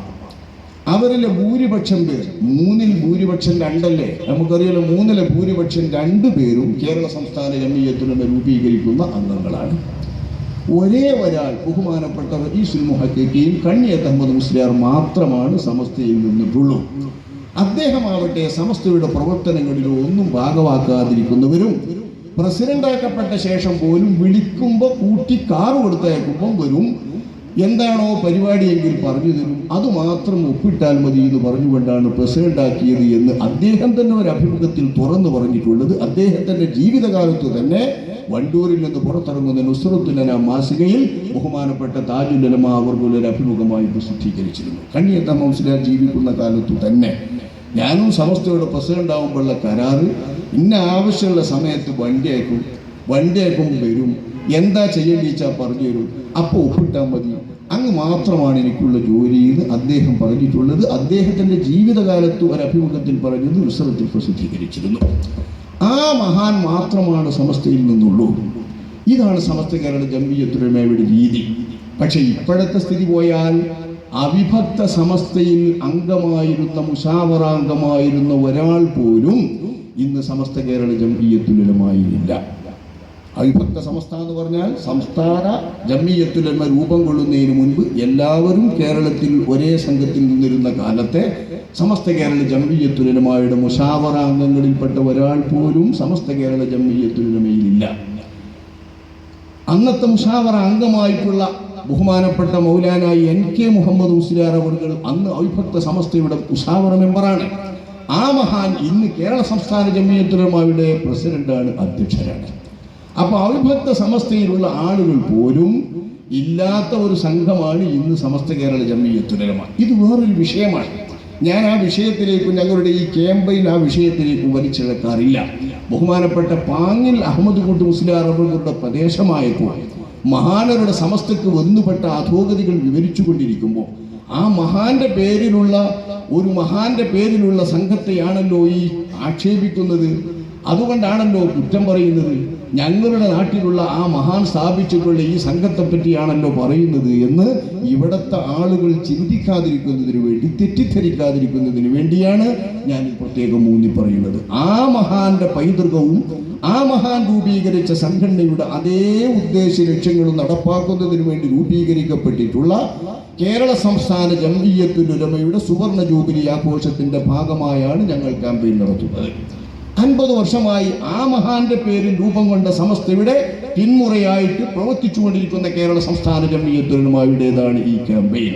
പക്ഷെ ഇപ്പോൾ വിഷയം അതല്ല. ഇപ്പൊ നിങ്ങൾ കേട്ടതുപോലെ കൊണ്ടോട്ടി എന്ന ആ നഗരത്തിന്റെ അപ്പുറത്തെ പള്ളിക്കൽ ബസാറിലും ചാമപ്പറമ്പിലും അതിൻ്റെ കുറച്ചപ്പുറത്തെ വലിയ പറമ്പിലുമൊക്കെ പള്ളികൾ പൂട്ടിയിട്ടുകൊണ്ട് ഇപ്പൊ 2ാമത് പ്രശ്നം തുടങ്ങിയിരിക്കുന്നു. EKAP പ്രശ്നം എന്ന പ്രശ്നം 989-കൾക്ക് ശേഷമാണ് നമ്മൾ കേൾക്കാൻ തുടങ്ങിയത്.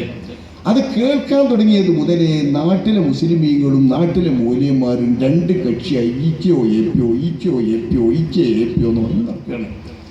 വാർത്താമാധ്യമങ്ങൾ പോലും, ഇന്നത്തെ ചാനലുകൾ പോലും APEK പ്രശ്നങ്ങളുടെ പേരിൽ കോടതിയിൽ നിലനിൽക്കുന്ന കേസുകളെക്കുറിച്ചോ അതിൽ പുറത്തു വന്ന നിയമങ്ങളെക്കുറിച്ചോ തീർപ്പുകളെക്കുറിച്ചോ ഒക്കെ പറയുമ്പോൾ മുസ്ലിമീങ്ങൾ ഇങ്ങനെ 2 സംഘമായി നിൽക്കുന്നതിനെ കഠിനമായി വിമർശിക്കുകയാണ് ചാനലുകാർ തന്നെ. ചാനലിൻ്റെ പ്രതിനിധികൾ തന്നെ കുറ്റപ്പെടുത്തുകയാണ്.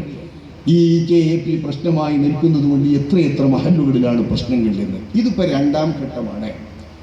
989 രൂപീകരിച്ച കാലത്ത് അന്ന് മദ്രസകളും പള്ളികളും അടക്കിപ്പിടിക്കുന്നതിന് വേണ്ടി സമസ്തയിൽ നിന്ന് പുറത്തു പോന്നു എന്ന് ഔദ്യോഗിക സമസ്ത എന്ന് അവകാശപ്പെടുന്ന ഈക്ക സമസ്തക്കാരും, അല്ല ഞങ്ങളാണ് യഥാർത്ഥ സമസ്തക്കാരെന്ന് സ്വയം അവകാശപ്പെടുന്ന AP സമസ്തക്കാരും അങ്ങോട്ടും ഇങ്ങോട്ടും വാദിച്ചുകൊണ്ടിരിക്കുകയും സമസ്തയുടെ പേരിലുള്ള സ്വത്തുക്കളും മദ്രസകളും പള്ളികളുമെല്ലാം ഞങ്ങൾക്ക് കൂടി അവകാശപ്പെട്ടതാണെന്ന നിലയ്ക്ക് അവകാശവാദം ഉന്നയിച്ചുകൊണ്ട് കുഴപ്പങ്ങൾ വരികയും ചെയ്തപ്പോൾ പള്ളികളിൽ കുഴപ്പം വന്നു, മദ്രസകളിൽ കുഴപ്പം വന്നു. മദ്രസകളിൽ പഠിക്കാൻ ചെല്ലുന്ന കുട്ടികൾ രാവിലെ ചെല്ലുമ്പോൾ പോലീസുകാർ, കാക്കിയുടുപ്പുകാർ തോക്ക് പിടിച്ചുകൊണ്ട് നിൽക്കുന്നതിന്റെ നടുവിലേക്ക് പഠിക്കാൻ വേണ്ടി 5 വയസ്സായ 6 വയസ്സായ കുട്ടികൾ ചെന്ന് ഞെട്ടുന്ന ചിത്രങ്ങൾ നമ്മുടെ പത്രങ്ങളിൽ വന്നിരുന്ന ഒരു കാലമാണ് 1989 KAP പിളർപ്പിന്റെ കാലഘട്ടം. ആ സമയത്ത് മഹല്ലുകൾ പിടിച്ചടക്കിക്കൊണ്ടും മദ്രസകൾ ജയിച്ചടക്കിക്കൊണ്ടും രണ്ടു കൂട്ടരും അവരവരുടെ വീര്യം തെളിയിക്കുന്നതിന് വേണ്ടി പരിശ്രമിച്ചപ്പോൾ നാട്ടിൽ കുഴപ്പം വന്നപ്പോൾ കേരള സംസ്ഥാന ജംഇയ്യത്തുൽ ഉലമായുടെ നേതൃത്വത്തിൽ സുന്നി യുവജന ഫെഡറേഷൻ ഇതിന്റെ കീഴ്ഘടകം പീസ് ക്യാമ്പയിൻ എന്ന പേരിൽ ഒരു സമാധാന പ്രചരണം നടത്തിയിരുന്നു. അന്നത്തെ ആ പ്രചരണത്തിൽ ഞങ്ങൾ സംസാരിച്ചു കൊണ്ടിരുന്നത് മഹല്ലുകളിൽ അശാന്തമാകരുത്, അത് നടന്നു പോകുന്നത് പോലെ നടന്നു പോകട്ടെ. പള്ളികളും മദ്രസകളും നാട്ടിലെ ബഹുഭൂരിപക്ഷം എങ്ങനെ തീരുമാനിക്കുന്നുവോ അതുപോലെ നടന്നു പോകട്ടെ. അവിടെ കുഴപ്പം സൃഷ്ടിക്കാതെ രണ്ടു കൂട്ടരും എല്ലാവരും ഒരേ ആശയക്കാരല്ലേ, ഒരേ ആദർശക്കാരല്ലേ, ഒരേ സുന്നത്ത് ജമാഅത്തുകാരല്ലേ, ഒരേ ഷാഫി മദ്ഹബുകാരല്ലേ, ആ നിലക്ക് ജീവിക്കുന്നതിന് എന്താണ് തടസ്സം? അതുകൊണ്ട് വിഭാഗീയ ചിന്തകളുണ്ടാക്കി, പാർട്ടികളുണ്ടാക്കി മഹല്ലുകളെയും പള്ളികളെയും അങ്ങോട്ടും ഇങ്ങോട്ടും പിടിച്ചെടുക്കുന്നതിന് വേണ്ടി പരിശ്രമിക്കാതെ നാട്ടിൽ ഫസാദ് ഉണ്ടാക്കാതിരിക്കണമെന്നതായിരുന്നു അന്നത്തെ ക്യാമ്പയിനിലെ പ്രധാനമായിട്ടുള്ള വിഷയവും. ഇതായിരുന്നു അവതരണ രീതിയും. ഈ അവതരണ രീതി ഒരുപക്ഷെ പുതുതായി രംഗത്ത് വന്നുകൊണ്ട് മദ്രസകളും പള്ളികളും പിടിച്ചെടുക്കാൻ വേണ്ടി പരിശ്രമിച്ചുകൊണ്ടിരുന്ന AP വിഭാഗത്തിനാണ് തിരിച്ചടിയായി മാറിയത്. സത്യം അതാണ്. മഹല്ലുകളൊക്കെ പഴയ രീതിയിൽ അങ്ങനെ നിന്നു. ഇത്രയും ഫസാദൊന്നും വേണ്ട, അപ്പം എങ്ങനെയാണ് പോകുന്നതെന്ന് വെച്ചാൽ അതുപോലെ പോകട്ടെ. സ്റ്റാറ്റസ് കോ അങ്ങനെ നടപടിയുണ്ടല്ലോ, അതൊരു സ്ഥലങ്ങളിൽ എല്ലാവർക്കും ഒരു പ്രത്യേക രീതി കിട്ടും. പള്ളികൾ നടന്നു വരുന്ന മാതിരി പോട്ടെ, മദ്രസ നടന്നു വരുന്ന മാതിരി പോകട്ടെ, അതൊരു വിധം നാടൊക്കെ തീരുമാനിച്ചു. നിങ്ങളുടെ ഈ ചേണ്ടി എന്ന് പറയുന്ന ഈ പ്രദേശത്തെ നമ്മളെ മൊലിയൂർ പാപ്പാന്റെ സമസ്ത സ്ഥാപക പ്രസിഡന്റിന്റെ തന്നെ ചാരത്ത് ഉള്ള നമ്മുടെ പള്ളി തന്നെ ഒരുപക്ഷെ ഈക്കക്കാരും APക്കാരും ഒരുമിച്ച് ഭരിക്കുന്ന പള്ളിയാവും. എനിക്കറിയില്ല നാടിൻ്റെ പള്ളിയുടെ സ്ഥിതികൾ. ഓരോ നാട്ടിലെ പള്ളിയിൽ പോയാലും ഭരണസമിതിയിൽ തന്നെ APക്കാരും ഈക്കക്കാരും ഒന്നിച്ചു ഭരിക്കുന്ന കമ്മിറ്റിക്കാരും മൂല്യന്മാരോട് പറയും, നിങ്ങൾ 2 പാർട്ടിക്കും നിൽക്കണ്ട, നിങ്ങൾ 2 പാർട്ടിൻ്റെ യോഗത്തിനും പോകണ്ട, നിങ്ങൾ 2 പാർട്ടിക്കും അങ്ങോട്ടും ഇങ്ങോട്ടും ആകണ്ട, പാർട്ടിയൊന്നും ഇല്ലാതെ ഇവിടെ നടന്നു വരുന്ന മാതിരി നടക്കട്ടെ, മദ്രസകളോ ഇവിടെ നടന്നു വരുന്ന മാതിരി നടക്കട്ടെ, പള്ളികളോ നടന്നു വരുന്ന മാതിരി നടക്കട്ടെ. നടന്നു വരുന്ന മാതിരി നടക്കട്ടെ എന്ന് പറഞ്ഞാൽ പുതുതായി കിടന്നു കൊണ്ട് വിട്ടാൽ ക്ഷീണം. നിലവിൽ ഇങ്ങനെ പോകുന്നവർക്ക് കുഴപ്പമൊന്നുമില്ല. കമ്മിറ്റിക്കാർ തീരുമാനിക്കുന്ന മുസ്ലിയാക്കന്മാർക്ക് നിൽക്കാം. അങ്ങനെയാണ് നിന്ന് വന്നത്. ആ കൂട്ടത്തിൽ എന്തുണ്ടായി?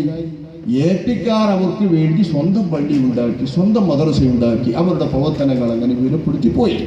രാഷ്ട്രീയക്കാരെ 2 പക്ഷവും കൂട്ടിപ്പിടിച്ചു.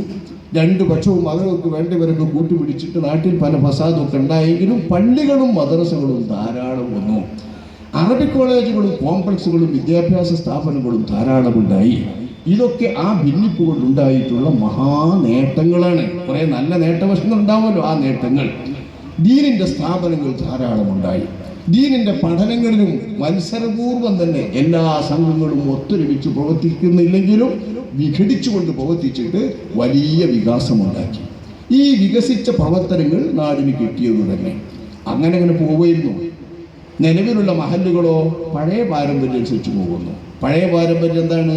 2 സമസ്തയാകുന്നതിന് മുമ്പ് സമസ്ത കേരള ജംഇയ്യത്തുൽ ഉലമ എന്നുള്ള പേരിൽ എല്ലാ പള്ളിയിലെ ഭരണഘടനയും രജിസ്റ്റർ ചെയ്തിട്ടുണ്ടെങ്കിൽ അതിലൊരു ചെറിയ വാക്കുണ്ടാവും. കാരണം കേരള സംസ്ഥാന ജംഇയ്യത്തുൽ ഉലമയും AP സമസ്തയും ഒക്കെ ഉണ്ടാകുന്നതിന് മുമ്പ് സമസ്ത കേരള ജംഇയ്യത്തുൽ ഉലമ എന്നാണല്ലോ സംഘത്തിൻ്റെ പേര്. നാട്ടിൽ വല്ല പ്രശ്നമുണ്ടെങ്കിൽ സമസ്ത കേരള ജംഇയ്യത്തുൽ ഉലമയുടെ മുസാവർക്ക് വിടണം. അല്ലെങ്കിൽ ഇവിടുത്തെ എല്ലാ പള്ളിയുടെ ആരാധനകളും കാര്യങ്ങളും പള്ളിയും മദ്രസൻ്റെയും നടത്തിപ്പൊക്കെ സമസ്ത കേരള ജംഇയ്യത്തുൽ ഉലമയുടെ ആശയാദർശങ്ങൾക്കനുസരിച്ചാവണം. ഇതാണിപ്പോൾ എല്ലാ ഭരണഘടനയിലും കാണുക. ഇതിൻ്റെ ആനുകൂല്യത്തിൽ നിലവിലുള്ള 4 മഹല്ലുകളും ആ മഹല്ലിന് കീഴിലുള്ള മദ്രസകളുമെല്ലാം പരമ്പരാഗതമായി 950-കൾ മുതലേ അംഗീകരിച്ചു വരുന്നു. ഉദാഹരണം പറയാം, 500 ചില്ലാനാത്ത നമ്പറൊക്കെയാണ് എൻ്റെ നാട്ടിലെ ഞാൻ പഠിച്ച മദ്രസ. മുഹിമ്മാത്തുൽ ഇസ്ലാം എന്നൊരു മദ്രസ, ഞാൻ പഠിച്ച മദ്രസ 500 ചില്ലാനം നമ്പറൊക്കെയാണ് സമസ്തൻ്റെ. ആ മദ്രസ ഭരിക്കുന്നതിൽ ഒരു സമസ്തക്കാരനില്ല, സമസ്തയോട് യോജിപ്പുള്ള ഒരാളുമില്ല. പക്ഷേ മദ്രസ സമസ്തൻ്റെ മദ്രസയാണ്. അങ്ങനെ ഒരുപാട് നാടുകളുണ്ട്. കമ്മിറ്റിക്കാരിൽ ആരുമില്ലാതെ, സമസ്തയുടെ യോജിപ്പുള്ളവരാരുമില്ലാത്ത ഒരുപടി നാടിലെ സമസ്ത മദ്രസകൾ ഇന്ന് മദ്രസകളുടെ അംഗീകരണ നമ്പറോടുകൂടെ സമസ്തയുടെ മദ്രസയാണ്. കുഴപ്പമില്ലാതെ അങ്ങനെ നടന്നു വരട്ടെ. പറ്റാത്ത ബോർഡ് വിദ്യാഭ്യാസ ബോർഡാണെന്ന് തോന്നിയാൽ നാട്ടുകാർ വേണമെങ്കിൽ മാറ്റിക്കോട്ടെ. വിദ്യാഭ്യാസ ബോർഡുകൾ ഇഷ്ടം പോലെ തിരഞ്ഞെടുക്കാൻ ഇവിടെ ഉണ്ടല്ലോ. ഞങ്ങൾക്കുണ്ടൊരു വിദ്യാഭ്യാസ ബോർഡ്, കേരള സംസ്ഥാന മതവിദ്യാഭ്യാസ ബോർഡ്. അതിന് കീഴിലും മദ്രസകൾ പ്രവർത്തിച്ചു വരുന്നുണ്ട്. 10 വരെ ക്ലാസ്സുകളിലേക്കുള്ള പാഠബുക്കുകൾ ഞങ്ങളുണ്ട് ഉണ്ടാക്കിയിട്ട് പഠിപ്പിക്കുന്നത്. പക്ഷേ ഞങ്ങളെവിടെയെങ്കിലും നടക്കുന്ന മദ്രസ പിടിച്ചടക്കാനോ ജയിച്ചടക്കാനോ വേണ്ടിയിട്ടോ നിലവിലിരിക്കുന്നത് പിടിക്കാനോ പൊളിക്കാനോ വേണ്ടിയിട്ടോ വന്നിട്ടില്ല. സൗകര്യമുള്ളിടത്ത് ഞങ്ങൾക്ക് പറ്റുന്ന മഹല്ലുകളിൽ ബോധ്യപ്പെട്ടു വരുന്നതിന് അംഗീകരിച്ചുകൊണ്ട് പ്രവർത്തിക്കും. ഇതാണ് ഞങ്ങളുടെ പ്രവർത്തന രീതി. ഈ രീതിയിൽ നടന്നു വരുന്നതിനിടയിൽ രണ്ടാമതിപ്പോ ഈ 2015-16 വന്നപ്പോൾ രണ്ടാമതൊരു EKAP പ്രശ്നം എങ്ങനെ വന്നു ഇവിടെ? ഇത് എൻ്റെ പ്രിയപ്പെട്ട നാട്ടുകാർ ചിന്തിക്കണം. ഇതാണ് വിഷയം. ഞങ്ങൾക്ക് ഈ 2 സംഘടനയോടും EKAP വിഭാഗത്തോടും ഒരു പ്രത്യേക ബന്ധവും മമതയും 2 കൂട്ടരോടും ഇല്ല. പ്രത്യേക വെറുപ്പോ ദേഷ്യമോ 2 കൂട്ടരോടും അതുമില്ല. ആ 2 പ്രസ്ഥാനവും 2 പ്രസ്ഥാനമായിട്ട് അങ്ങനെ തന്നെ നടക്കട്ടെ എന്ന് ഞങ്ങൾക്ക് ആഗ്രഹമുണ്ട്. എന്തുകൊണ്ടെന്ന് വെച്ചാൽ ഓലെ കീഴിലുള്ള സംഗതികളൊക്കെ അൽക്കുൽക്കാകാതെ നടക്കണ ജോലി തന്നെ വേണം. പകരങ്ങളൊന്ന് മാറ്റിയിട്ട് നിങ്ങളൊന്ന് അംഗീകരിക്കുമോ എന്ന് ചോദിച്ചാൽ ഈ സമസ്തൻ്റെ മദ്രസകളെ കൂടി അംഗീകരിച്ചുകൊണ്ട് കൊണ്ടുപോകാനൊന്നും ഞങ്ങളൊന്നും ഇപ്പോൾ ശേഷിയിലുള്ളതില്ല. അപ്പം അതുകൊണ്ട് തന്നെ ഞങ്ങൾ അതൊക്കെ പൊളിഞ്ഞു പോകണമെന്ന് ആഗ്രഹിക്കുന്നവരല്ല, നടക്കുന്നതൊക്കെ നടന്നു പോകണമെന്ന് ആഗ്രഹിക്കുന്നവരാണ്. കുഴപ്പങ്ങളോ വിഷയങ്ങളോ ഫത്വാ തെറ്റുകളോ തീരുമാന തെറ്റുകളോ പ്രസംഗ തെറ്റുകളോ വിവാദ വിഷയങ്ങൾ എങ്ങനെയെങ്കിലുമൊക്കെ കൈകാര്യം ചെയ്യലൊക്കെ വരുമ്പോൾ ഞങ്ങൾക്ക് കഴിയുന്ന വിധം ഞങ്ങൾ ഇടപെടും. അങ്ങനെ ഇടപെടുമ്പോൾ ചിലർക്ക് അനുകൂലമാവും, ചിലർക്ക് എതിരാവും. ഒരുപാട് കാലം സമസ്തക്കാർ അനുകൂലം, AP സമസ്തയ്ക്ക് വിരോധം എന്നേ പറഞ്ഞു. പിന്നെ അള്ളാഹുവിൻ്റെ റസൂലിൻ്റെ തിരുമുടി എന്നുള്ള പേരിലുള്ളൊരു മുടി എന്ന് പറഞ്ഞാണ്ട് ഇവിടുന്ന് പ്രശ്നം വന്ന് കാരന്തൂരിൽ സൂക്ഷിക്കപ്പെട്ട മുടിയെ സംബന്ധിച്ചാണെങ്കിലും സംസാരം ഒട്ടാകെ കൂടി വന്നുപോയത് അള്ളാഹിൻ്റെ റസൂലിൻ്റെ പേരിലോ മറ്റേതെങ്കിലും ഔലിയാക്കന്മാരുടെ പേരിലോ എന്തെങ്കിലും ബർക്കത്തെടുക്കാനും എന്തെങ്കിലും സംഗതി നടക്കാനൊക്കെ വേണമെങ്കിൽ ആ നടക്കുന്നതൊക്കെയും സെനതു സഹിതം പരമ്പരാഗതമായി തെളിഞ്ഞെങ്കിൽ മാത്രമേ നമുക്ക് ബർക്കത്തെടുക്കാനും സിയാറത്ത് ചെയ്യാനൊക്കെ പറ്റുള്ളൂ എന്നാണ് വാദം പറയണേ. ഖബർ സിയാറത്ത് ചെയ്യാനും ഔലിയാക്കളെ പോയി കാണാനും അതിൻ്റെ ബർക്കത്തെടുക്കാനും ഒക്കെ സെനതു സഹിതം സ്ഥിരപ്പെട്ടെങ്കിലേ പറ്റുള്ളൂ എന്നുള്ള വാദം. അത്തരത്തിലുള്ള വാദങ്ങളിലേക്കൊക്കെ പോകുമ്പോൾ ഞങ്ങളുടെ പണ്ഡിതന്മാർ അതിൽ ഇടപെട്ടിട്ടുണ്ട്, വിഷയങ്ങൾ സംസാരിച്ചിട്ടുണ്ട്. പക്ഷെ ആ സംസാരിച്ചത് ആർക്കനുകൂലമാകും ആർക്കെതിരാകും എന്ന് ഞങ്ങൾ നോക്കാറില്ല. ആർക്കെങ്കിലും ഒരു കൂട്ടർക്ക് അനുകൂലമാവും അല്ലെ എതിരാവും. 2 കൂട്ടർ തല്ലുമ്പോൾ അങ്ങനെയല്ലേ പറഞ്ഞാൽ രണ്ടാമതൊന്നും സംഭവിക്കും. ഇപ്പോഴുള്ളതും അങ്ങനെ തന്നെയാണ്. ഇപ്പം നാട്ടിൽ എങ്ങനെ രണ്ടാമത് ഫസാദ് ഉണ്ടായും ചിന്തിക്കുക. ഇത് ചിന്തിക്കുമ്പോഴാണ് എൻ്റെ പ്രിയപ്പെട്ടവരെ അരുതാത്തത് പലതും മഹല്ലുകളിലൂടെ മാനേജ്മെൻ്റ് അറിയാതെ, ഭാരവാഹികൾ അറിയാതെ, സാധാരണ ജനങ്ങൾ അറിയാതെ നടക്കുന്നുണ്ട് എന്ന് മനസ്സിലാക്കുന്നത്. നിലവിലുള്ള മഹല്ലുകളൊക്കെയും സമസ്തയുടെയോ സമസ്തയുടെയോ പേരിൽ എങ്ങനെയാണോ അങ്ങനെ അങ്ങോട്ട് പിടിച്ചടക്കാൻ വേണ്ടിയിട്ട് ഒരു കൂട്ടർ പരിശ്രമിച്ചു കൊണ്ടിരിക്കുന്നുണ്ട്. അത് പറ്റില്ല, ഞങ്ങൾക്ക് വേണം, സമസ്ത കേരള ജമിയത്തുമ്മയിൽ ഞങ്ങൾക്കും പങ്കുണ്ട് എന്ന് പറഞ്ഞിട്ട് APക്കാർ അതിനെ പ്രതിരോധിക്കാനും നോക്കുന്നുണ്ട്. രണ്ടാമതുമേ തുടങ്ങിയപ്പോഴാണ് നാട്ടിൽ വീണ്ടും പള്ളി പൂട്ടലും കുഴപ്പാകലും 2 സംഘടനാ പ്രവർത്തനങ്ങളും വലിയ സംഘടനത്തിലേക്ക് എത്തുന്ന ചുറ്റുപാട് വന്നത്. ഇങ്ങനെ പൂട്ടിക്കിടക്കുന്ന പള്ളികൾ നമ്മുടെ ജില്ലയിലുള്ളത് ഞാൻ വ്യക്തമായി പറയുന്നത് പള്ളിക്കൽ ബസാറിലേതും ചാമപ്പറമ്പിലേതും ഒക്കെ നമ്മളിപ്പോൾ ഉദാഹരിക്കുന്നതാണ്. പൂട്ടിക്കിടക്കാണ് പള്ളി. അപ്പം നേരത്തെ നിങ്ങൾ കേട്ടതുപോലെ കാട് മൂടിയിരിക്കുന്ന പള്ളിൻ്റെ അപ്പുറപ്പുറമുള്ള കാട് വെട്ടാൻ അനുമതി കിട്ടിയിട്ട് വേണം. പോലീസുകാർ അനുമതി കിട്ടിയിട്ടേ നിഷ്പക്ഷരായ ആളുകൾക്ക് അവിടെ വെട്ടാൻ പറ്റൂ എന്നുള്ള സ്ഥിതിയിൽ മൂടിപ്പിടിച്ച് കിടക്കുകയാണ്. ഖബറുകൾ കാണാൻ പറ്റാതായിരിക്കുന്നു. ഇത്തരം ഒരു സ്ഥിതിവിശേഷം വരുമ്പോൾ ഇനി ഇതിലും രൂക്ഷമായിട്ട് മഹല്ലുകളിലെ പ്രശ്നങ്ങൾ കുറച്ചുകൂടി കത്തിപ്പോയി സംഘടനാവൽക്കരണം അതിൻ്റെ ഏറ്റവും ബീഭത്സമായ ഒരു രൂപത്തിലേക്ക് പരിവർത്തനം ചെയ്തുകൊണ്ടിരിക്കുമ്പോൾ ഇക്കാര്യം ജനങ്ങളെ ബോധ്യപ്പെടുത്തുന്നതിന് മുൻപ് മാസികകളിലൂടെ പറഞ്ഞു, മാസികകളിൽ എഴുതി, സംസാരിക്കേണ്ടവരുമായി ദൂതന്മാർ വഴിയും മറ്റും സംസാരിച്ചു. പക്ഷെ ആ സംസാരങ്ങളൊന്നും ഫലപ്രദമല്ലാതെ വന്നപ്പോഴാണ് ജനങ്ങൾക്കിടയിലേക്ക് ഈ വിഷയം ഇറക്കുക എന്നും ജനങ്ങളിൽ ഈ വിഷയം എത്തിക്കുക എന്നും വെച്ചത്. അതുമാത്രമേ ഞങ്ങളുടെ ഉദ്ദേശമുള്ളൂ. ജനം തീരുമാനിക്കട്ടെ. ജനം ഇതൊന്നും അറിയാതെ സംഗതി നടക്കരുത്. ഇപ്പം എന്താണ് നാട്ടിൽ നടക്കുന്നതെന്ന് വെച്ചോളി. നമ്മുടെ നാട്ടിലെ ഒരു മദ്രസയിലെ നമ്മളെ കുട്ടിനെ കൊണ്ട് ഈ മദ്രസയിൽ ചേർക്കണമെങ്കിൽ ഇപ്പോൾ ആ കുട്ടിക്ക് വേണ്ടി എഴുതി കൊടുക്കുന്ന അപേക്ഷാ ഫോമിലടക്കം സമസ്ത കേരള ജംഇയ്യത്തുൽ ഉലമയുടെ ആശയാദർശങ്ങൾക്കനുസരിച്ചുകൊണ്ട് അംഗീകരിച്ചുകൊണ്ട് ഞാൻ ഈ കുട്ടിയെ ഈ മദ്രസയിൽ പഠിക്കുന്നതിന് അനുവദിക്കുന്നുവെന്നും അംഗീകരിക്കുന്നുവെന്നും അതിനായി അപേക്ഷിക്കുന്നു എന്നുള്ള തരത്തിൽ അപേക്ഷാ ഫോമിൽ വരെ വാചകങ്ങളാണ് കുട്ടികളെ ചേർക്കുന്ന ഫോമിൽ വരെ. പള്ളികളാണെങ്കിലോ മറ്റേതാണെങ്കിലോ അതിലൊക്കെ ചേർക്കുന്ന ഭാഷകൾ പണ്ട് മദ്രസ അംഗീകരിക്കുന്ന പോലെയല്ല മദ്രസയുടെ അംഗീകരണത്തിന്റെ ഭാഷ. എല്ലാത്തിൻ്റെയും അപേക്ഷാ ഫോമുകളിലടക്കം സമസ്ത കേരള ജംഇയ്യത്തുൽ ഉലമ, ഇന്നാള് പ്രസിഡന്റും ഇന്നാള് സെക്രട്ടറി ആയിട്ടുള്ള സമസ്ത കേരള ജംഇയ്യത്തുൽ ഉലമയുടെ ആശയാദർശങ്ങൾക്കനുസരിച്ച് മാത്രമേ ജീവിക്കുള്ളൂ, അതിനെതിരായി പ്രവർത്തിക്കുകയില്ല, അതിനെതിരുള്ള ഒരു സംഘടനയിലും പ്രവർത്തിക്കുകയില്ല എന്ന മട്ടിൽ എഴുതി സത്യബോധ്യപ്പെടുത്തുന്നു എന്ന് ഒപ്പിടിച്ച് വ്യാജമായിട്ടുള്ള ആളുകൾ പോലും ഒപ്പിടുന്നത് സത്യബോധപ്പെടുത്തുന്നു എന്നുള്ള വാചകത്തിലാണ്. ഈ വാക്കിനൊന്നൊരു ബലിയില്ല. സത്യബോധപ്പെടുത്തുന്നു എന്ന് ഒപ്പിട്ടിട്ട് ആ അർത്ഥത്തിൽ ഒപ്പിട്ട് കൊടുത്താലേ പള്ളിയുടെ അംഗീകരണം നടക്കൂ, മദ്രസന്റെ അംഗീകരണം നടക്കൂ. പോരാ, നമ്മളൊരു കുട്ടിനെ മദ്രസയിൽ ചേർക്കണമെങ്കിൽ ഈ കുട്ടിന്റെ രക്ഷിതാവ് ഈ കുട്ടി സമസ്ത കേരള ജംഇയ്യത്തുൽ ഉലമയുടെ ആശയാദർശമനുസരിച്ച് ജീവിക്കുമെന്ന് എഴുതി കൊടുക്കണം. ഈ കുട്ടിയെ 5 വയസ്സായ കുട്ടിനെ മദ്രസയിൽ ചേർക്കുമ്പോൾ അതിൻ്റെ അപേക്ഷാ ഫോം നോക്കിയാൽ അങ്ങനെയൊക്കെ കാര്യങ്ങൾ കിടക്കുന്നത്. ഈ രൂപത്തിൽ സംഘടനാവൽക്കരണം മദ്രസയിലും അധ്യാപനത്തിലും പള്ളികളിലൊക്കെ വന്നാൽ ഇനി ഇത് എവിടേക്കൊക്കെ എത്തും? മദ്രസയിൽ പഠിപ്പിക്കുന്ന അധ്യാപകർക്ക് പല വ്യവസ്ഥകൾ. പഠിപ്പിക്കാൻ യോഗ്യനായാൽ പോരാ, പണ്ഡിത ബിരുദമുണ്ടായാൽ പോരാ, പ്രവൃത്തി പരിചയമുണ്ടായാൽ പോരാ, ഇത്രയും കാലം എവിടെ മദ്രസയിൽ പഠിപ്പിച്ചു എന്നറിഞ്ഞാൽ പോരാ, MSR എന്ന് പറഞ്ഞാൽ എന്താ അത്ര? മുഅല്ലിം സർവീസ് രജിസ്റ്റർ എന്നാണ് എൻ്റെ ഫുള്ള് മാത്രം. മുഅല്ലിം സർവീസ് രജിസ്റ്റർ എന്ന് പറഞ്ഞാൽ എന്താണ്?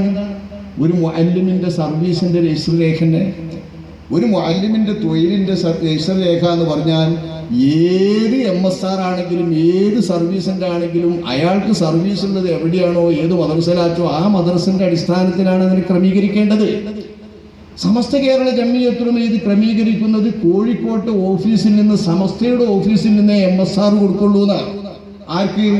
നാട്ടുകാർ നിർത്തുന്ന മുഅല്ലിമിന്, നാട്ടുകാർ ശമ്പളം കൊടുക്കുന്ന മുഅല്ലിമിന്, നാട്ടുകാർ ചെലവ് കൊടുക്കുന്ന മുഅല്ലിമിന്, നാട്ടുകാർ പഠിപ്പിക്കുന്ന അധ്യാപകന്, നാട്ടുകാരുടെ മദ്രസയിൽ പഠിപ്പിക്കുന്നതിൽ അദ്ദേഹം ഇത്ര കൊല്ലമായി എന്നും അദ്ദേഹം ഇത്ര കൊല്ലമായി മദ്രസയിൽ പ്രവർത്തിക്കുകയാണെന്നുമുള്ള അദ്ദേഹത്തിന്റെ സർവീസിന്റെ കൊല്ലങ്ങളടക്കമുള്ള അംഗീകരണം കൊടുക്കുന്നത് സമസ്തന്റെ ഓഫീസ് എന്നാ കൊടുക്കുക. ഓഫീസിൽ നിന്ന് കൊടുക്കുന്നത് ശാസ്ത്രീയമായിട്ടുള്ള സംഘടിപ്പിക്കലാണ് അത്രേ, ഒരു സംവിധാനമാണ് അത്രേ. അങ്ങനെയൊക്കെ ഓരോരുത്തർ പറയുന്നത്. എന്ത് ശാസ്ത്രീയമായ സംവിധാനമാണിത്? ഇരിക്കട്ടെ, ഈ MSR കിട്ടിയിട്ടില്ലെങ്കിൽ പിന്നെന്താ പറയുന്നത്? സമസ്തന്റെ ഒരു മദ്രസയിലാണ് പറ്റില്ല. കൊടുക്കുന്നത് എവിടെയാണ്? സമസ്തന്റെ ഓഫീസിൽ നിന്ന്. ഓഫീസിൽ നിന്ന് MSR ആർക്കാ കൊടുക്കുക?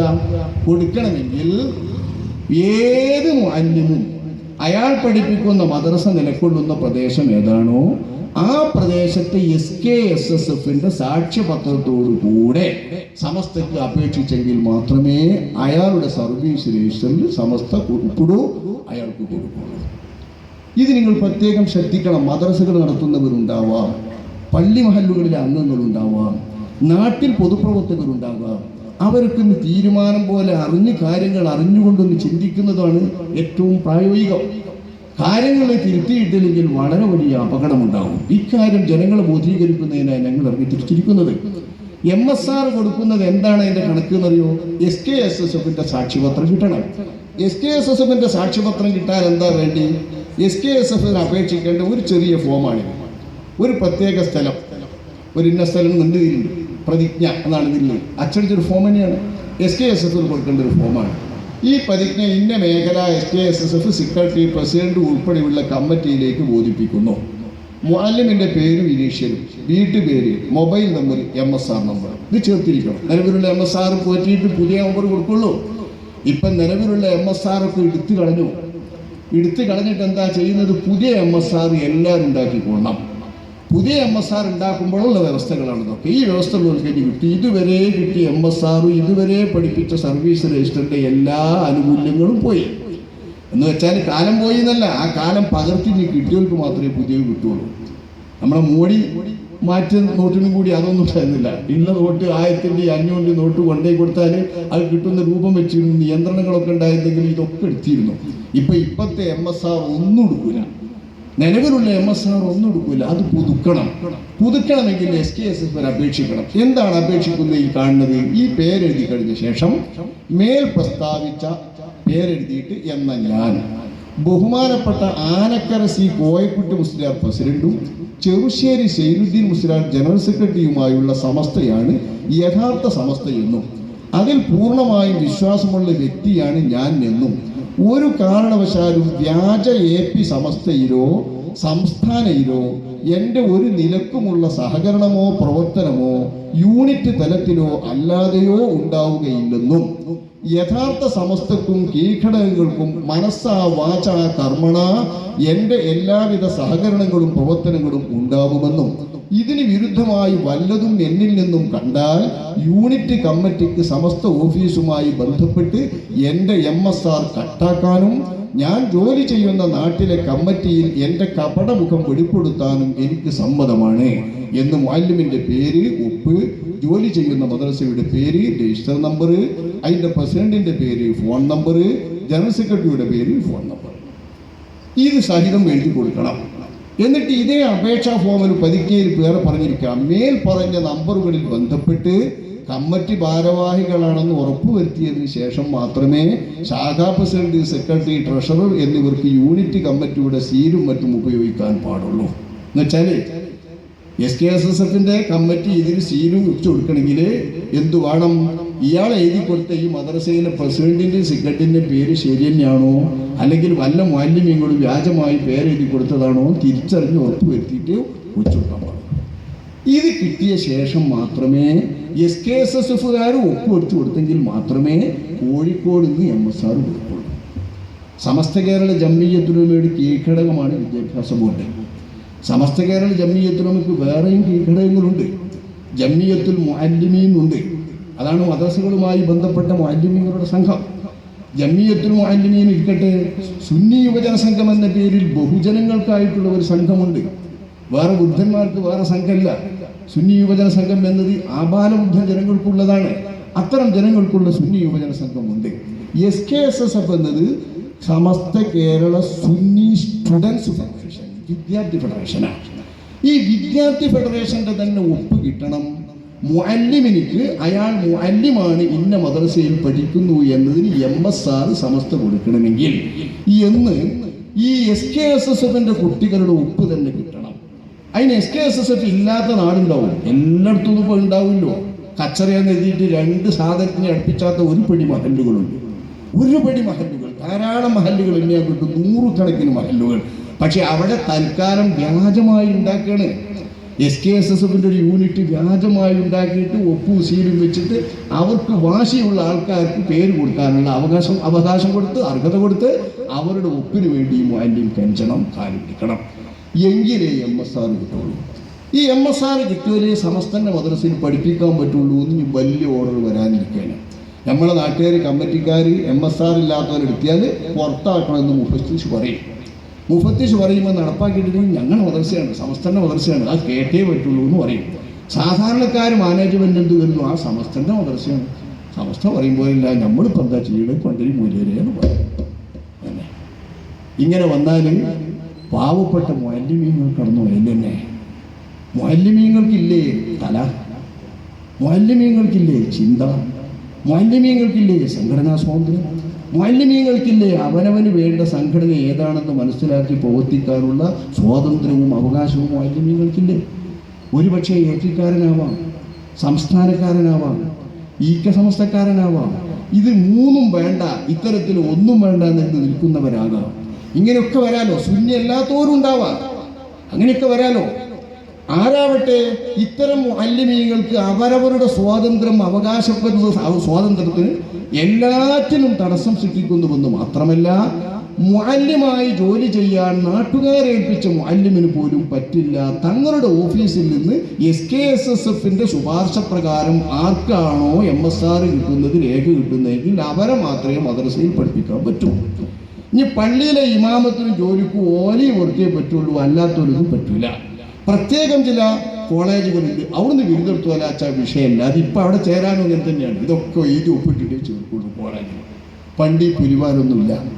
മദ്രസയിലെ കുട്ടികളെ ചേർക്കണമെങ്കിൽ വരെ ഞങ്ങളുടെ സംഘടന അനുസരിച്ചുകൊണ്ടും ആശയാദർശനുസരിച്ചുകൊണ്ടും തന്നെ കുട്ടികളെ പ്രവർത്തിക്കുമെന്നും അങ്ങനെ തന്നെ കുട്ടികളെ പഠിപ്പിക്കുമെന്നും എന്തിനാണ് ഈ രക്ഷിതാക്കളെ കൊണ്ട് എഴുതി ഒപ്പിടിപ്പിക്കുന്നതെന്ന് നിങ്ങൾ ശ്രദ്ധിക്കുന്നുണ്ടോ എൻ്റെ നാട്ടുകാരെ? നിങ്ങളിത് തിരിച്ചറിയേണ്ടതുണ്ട്. എന്തിനാണിതെന്നറിയുമോ? നമ്മുടെ ചെറിയ കൊച്ചു പൈതങ്ങളായ 5ഉം 6ഉം 7ഉം വയസ്സായ മദ്രസയിലെ കിടാങ്ങളെ ചെറുപ്പത്തിൽ തന്നെ സമസ്തയുടെ കീഴിൽ കരുപ്പിടിപ്പിച്ചു കൊണ്ടുവരുന്നതിന് വേണ്ടിയിട്ട് ആണിയടിച്ചുകൊണ്ട് സമസ്തയുടേത് എന്ന് തന്നെ അവരുടെ കാലിലും കയ്യിലും ആണിയടിച്ചുകൊണ്ട് അവരെ ഉറപ്പിച്ചു നിർത്തുന്നതിന് വേണ്ടിയിട്ട് SDS എന്ന പേരിലും SBV എന്ന പേരിലും മദ്രസാടിസ്ഥാനത്തിൽ ഈ 2 സമസ്തയും കൊച്ചു കുട്ടികളെ സംഘടിപ്പിക്കുകയാണ്. 6ഉം 5ഉം വയസ്സായ ഈ കുട്ടികളെ കൊണ്ട് അവർ സംസ്ഥാന സമ്മേളനവും ജില്ലാ സമ്മേളനവും നടത്തും. വലിയ വലിയ സമ്മേളനങ്ങൾ ഉണ്ടാകുമ്പോൾ അതിൽ പരിപാടികൾ വെക്കും. വാഹനങ്ങൾ ഉണ്ടാക്കിയിട്ട് അവരെ ഒന്നിച്ച് കയറ്റിക്കൊണ്ടരും. ലക്ഷങ്ങൾ പങ്കെടുക്കുന്ന സമ്മേളനത്തിൽ ഒരു വലിയ കൂട്ടർ ഈ മദ്രസയിൽ പഠിക്കുന്ന കുട്ടികളാണ്. ചെറിയ മദ്രസയിൽ പഠിക്കുന്ന കുട്ടികൾ പോകുമ്പോൾ സാധാരണ നമ്മുടെ സ്കൂളിൽ നിന്ന് എക്സ്കർഷൻ പോകണ മാതിരി രക്ഷിതാക്കളും പോകില്ലേ. ഇനി കുറച്ചു കാലം കഴിഞ്ഞാൽ ബാപ്പി ഇമ്മയും കൂടി ഒപ്പം പോകും. സമസ്തന്റെ സമ്മേളനത്തിൽ ബാപ്പി ഇമ്മയും കൂടി ഒപ്പം ചെന്നിട്ട് എല്ലാവരും കൂടി കൂടുന്ന ഒരു സമ്മേളനമായിട്ട് മാറും. അങ്ങനെയല്ലേ ഇപ്പൊ എല്ലാ സംഘങ്ങളും വരുന്നു. പുതിയ സംഘം സ്ത്രീ ശാക്തീകരണല്ലേ, അവർക്കൊക്കെ എത്തും. ഇതെത്തിക്കുന്നത് എങ്ങനെയാണ്? കൊച്ചു കുട്ടികളെ സംഘടനാ പ്രവർത്തനം നോക്കണം നിങ്ങൾ. ഈ രാജ്യം ഏതാ രാജ്യം? നമ്മുടെ രാജ്യത്തെ കേരളത്തിൽ സ്കൂളുകളിൽ വിദ്യാർത്ഥികളുടെ പ്രസ്ഥാനങ്ങൾ പ്രവർത്തിച്ചിട്ട് അതിൻ്റെ പ്രവർത്തനം ക്യാമ്പസ് രാഷ്ട്രീയം കൊണ്ട് വളരെ മോശമായ ചുറ്റുപാടുകൾ ഉണ്ടാക്കി പഠനം തീർത്തും ഇല്ലാതാകുന്ന ഒരവസ്ഥയിലേക്ക് എത്തിയപ്പോൾ ക്യാമ്പസ് രാഷ്ട്രീയം നിരോധിക്കുകയും നിയന്ത്രിക്കുകയും ചെയ്യപ്പെട്ടിട്ടുള്ള നാടാണ് നമ്മുടെ രാജ്യം. നമ്മുടെ രാജ്യം ഇന്ത്യ രാജ്യമല്ല, നമ്മുടെ സംസ്ഥാനം കേരളം. നമ്മളവിടുത്തെ മാതിരി സംഘടനാ ബോധമുള്ളവരോ രാഷ്ട്രീയ ബോധമുള്ളവരോ ആരോടെങ്കിലും ഉണ്ടോ?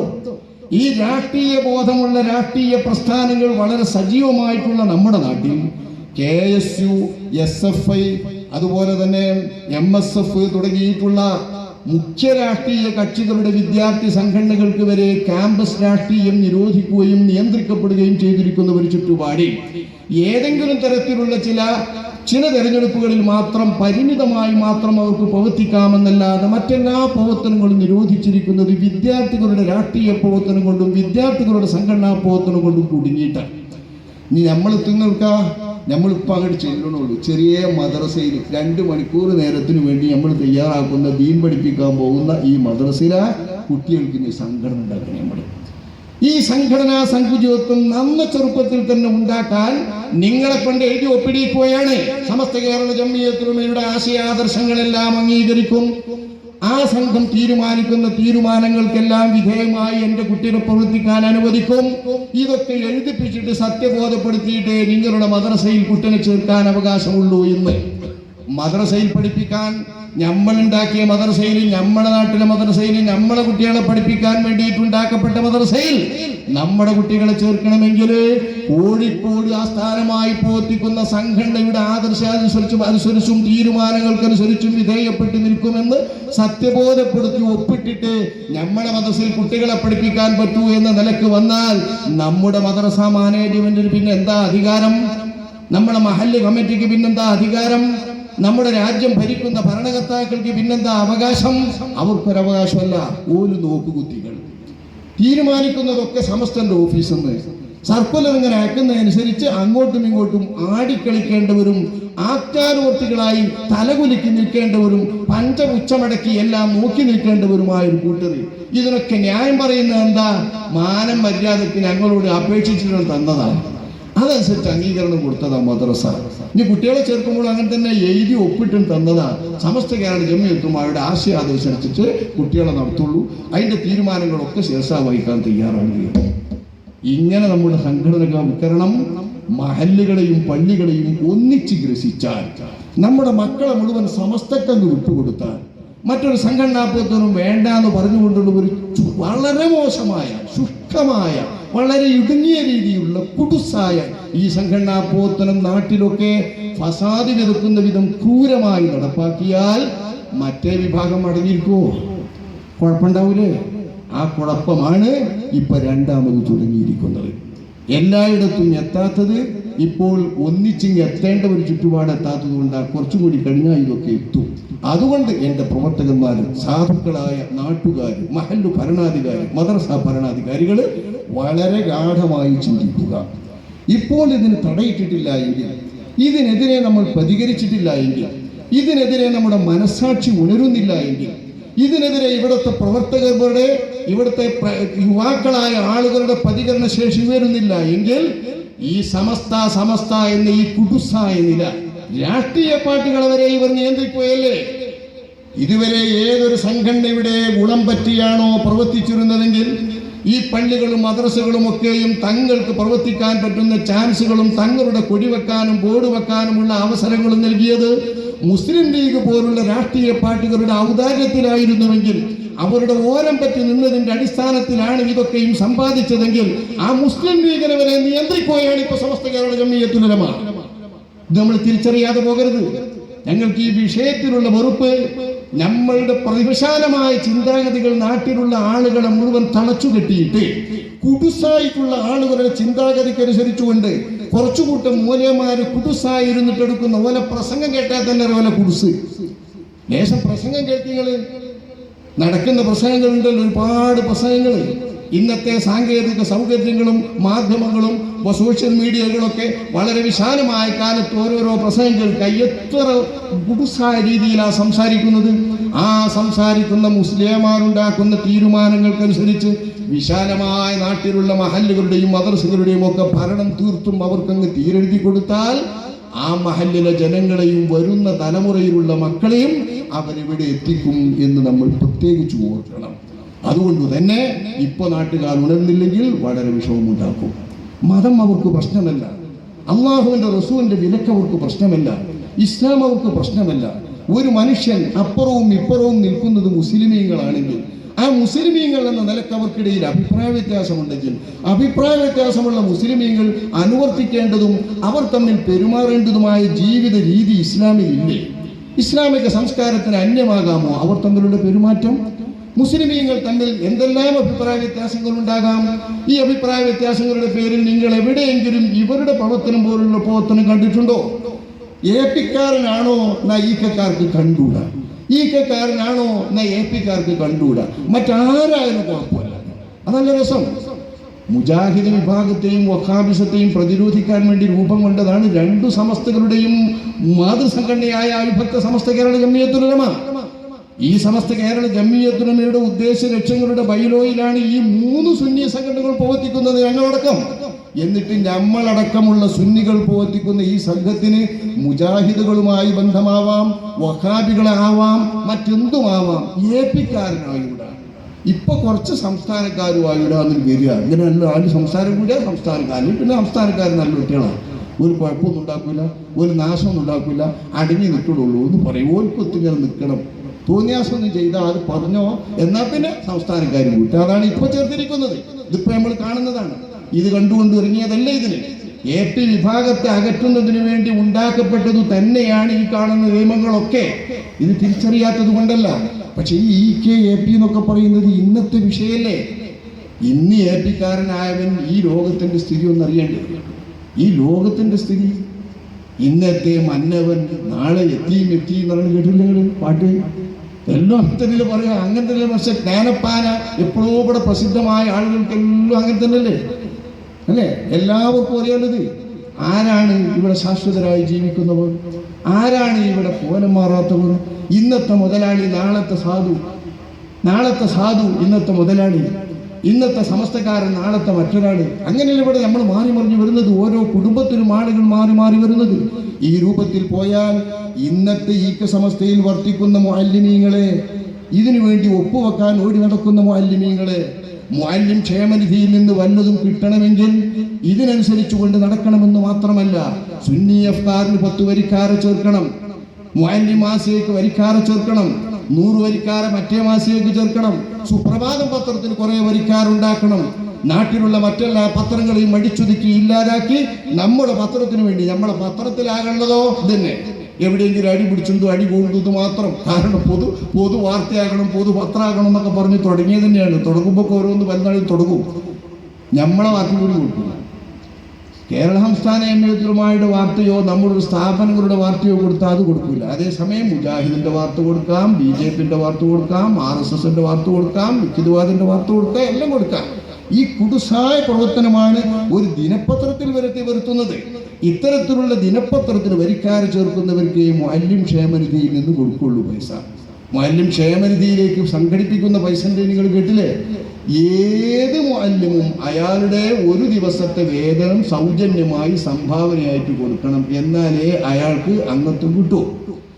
ആ അംഗത്വം കിട്ടിയവർക്ക് മുഴുവൻ കിട്ടുമൊന്നുമില്ല. അയാൾ മുഅല്ലിമാണെങ്കിൽ ചെയ്യേണ്ടതാണ്. അതെല്ലാം വസൂലാക്കി വാങ്ങിയിട്ട് അയാൾക്ക് വല്ല ആവശ്യവും വന്നാൽ അപേക്ഷിച്ചിട്ട് അത് കിട്ടണമെങ്കിൽ മുഅല്ലിങ്ങളെ ക്ഷേമത്തിനു വേണ്ടി ഉണ്ടാക്കപ്പെട്ട നിധിയിൽ നിന്ന് കിട്ടാനും SKSSFന്റെ ശുപാർശ വേണം.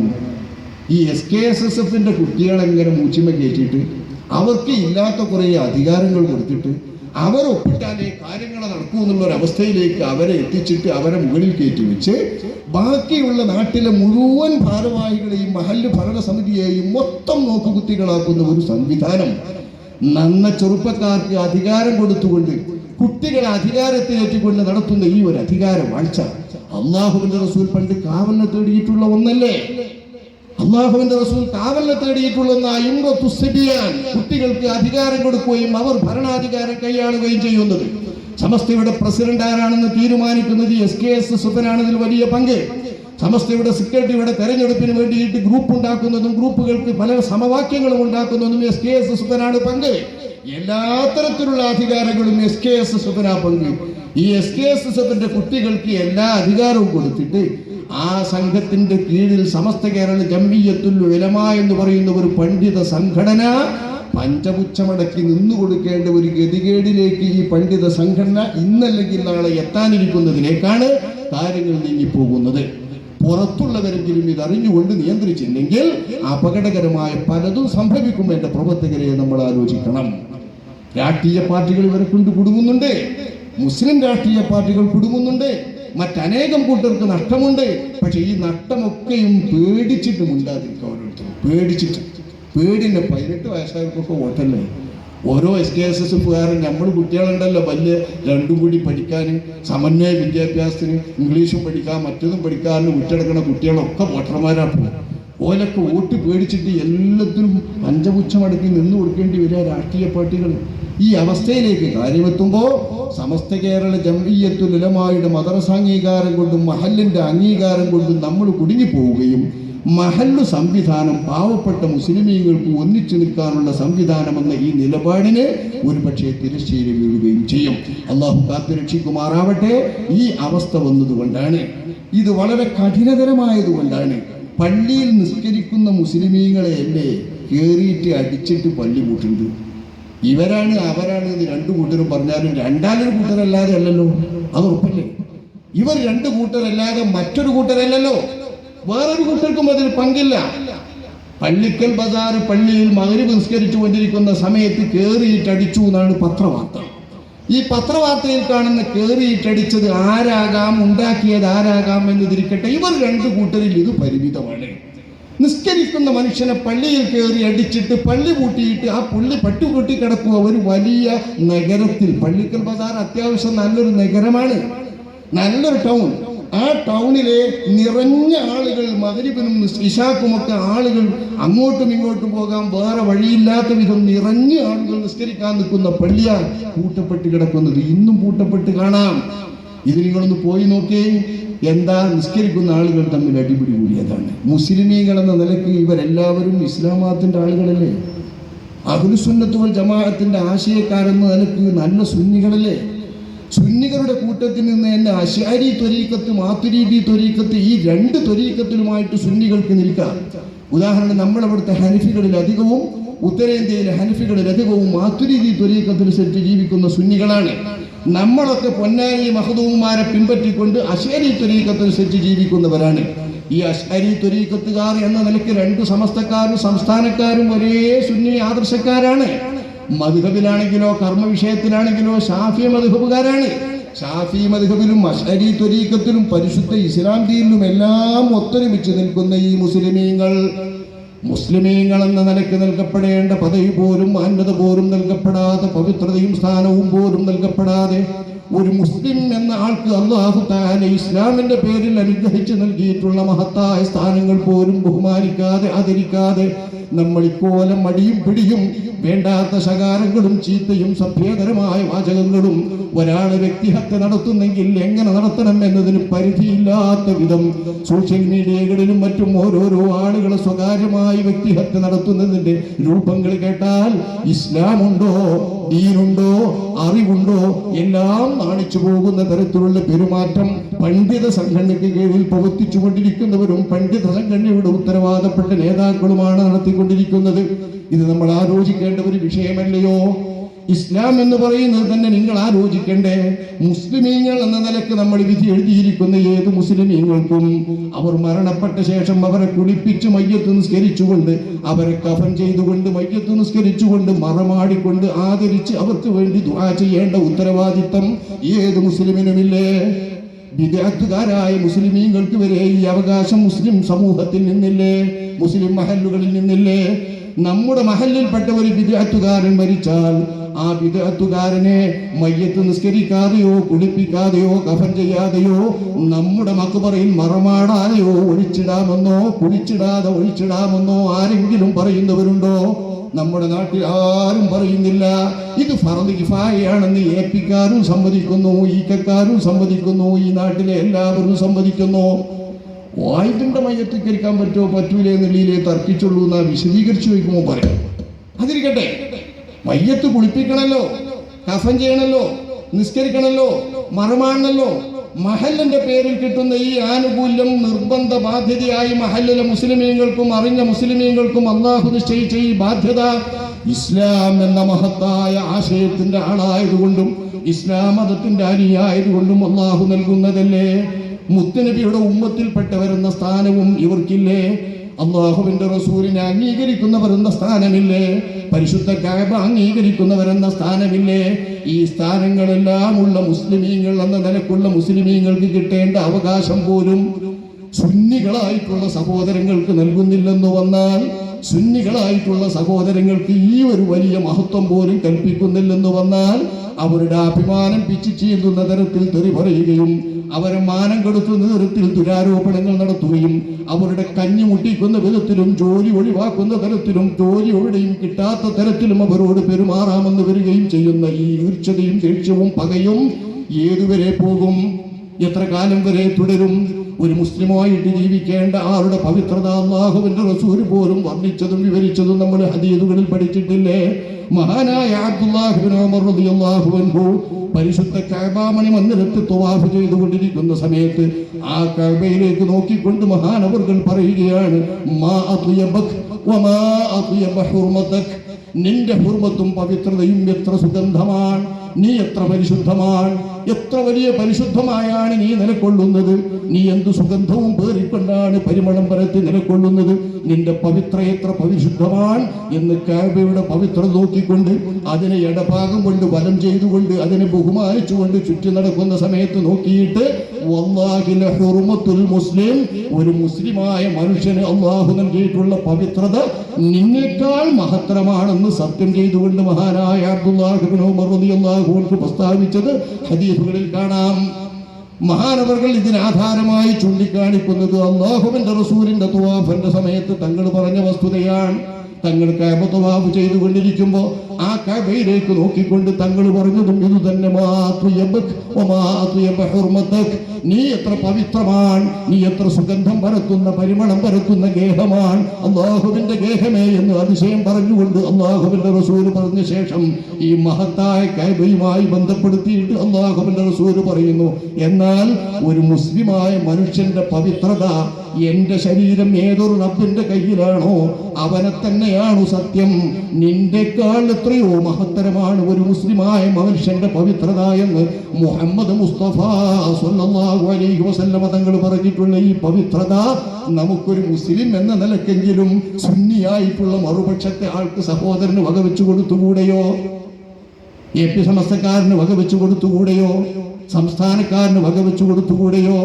മറ്റേതെങ്കിലും പാർട്ടിക്കാരന് വകവെച്ചു കൊടുത്തുകൂടെയോ? ഒരു മുസ്ലിം എന്ന നിലക്ക്, സുന്നി എന്ന നിലക്കും മറ്റെല്ലാ നിലക്കും പരിശുദ്ധമായ ആശയങ്ങൾ തന്നെ വെച്ചു പുലർത്തുന്നവർ, എല്ലാ നിലയിലും ഒരുപോലെ ചിന്തിക്കുന്നവർ, ജമാഅത്തിലോ ജുമുഅയിലോ നിസ്കാരത്തിലോ മറ്റേതെങ്കിലും ഒരു മസ്അലയിൽ പോലും തർക്കമില്ലാതെ പ്രവർത്തിച്ചുകൊണ്ടിരിക്കുന്നവർ, സംഘടനാ ടൈറ്റിലും സംഘടനാ സ്ഥാനത്തിലും ആ സംഘടനകളുടെ ഭാരവാഹികൾ ഇന്നവരാണെന്ന് പറയുന്നതിലും മാത്രം വിവേചനം കൊണ്ടതുകൊണ്ട് സമസ്ത എന്ന് പറയുമ്പം തന്നെ ഇന്നാളുടെ പ്രസിഡന്റും ഇന്നാൾ സെക്രട്ടറിയുമായിട്ടുള്ള സമസ്ത എന്ന് എഴുതി കൊടുക്കേണ്ടി വരികയാണ് പ്രതിജ്ഞയിലും അപേക്ഷാ ഫോമിലും വരെ. എന്തുകൊണ്ടാണിത്?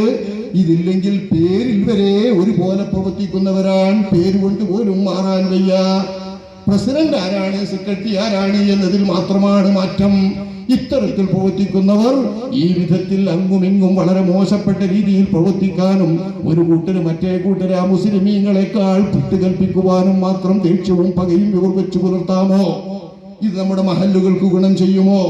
എന്നിട്ടൊരു കൂട്ടരെ തീർത്തും ഇല്ലാതാക്കാൻ, ആ കൂട്ടത്തിൽ പ്രവർത്തിക്കുന്നവരുടെ മക്കൾക്ക് പെണ്ണു കിട്ടാതാക്കാൻ, ആ കൂട്ടത്തിൽ പ്രവർത്തിക്കുന്നവർക്ക് സർക്കാർ തലത്തിൽ വല്ല ആനുകൂല്യങ്ങളും കിട്ടണമെങ്കിൽ അതിനുള്ള അപേക്ഷാ ഫോം പോലും നൽകാതിരിക്കാൻ മാത്രം ഈ ഗ്രൂപ്പ് വടംവലികളും ഗ്രൂപ്പ് വൈരാഗ്യങ്ങളും മൂർച്ഛിച്ചിരിക്കുന്നു.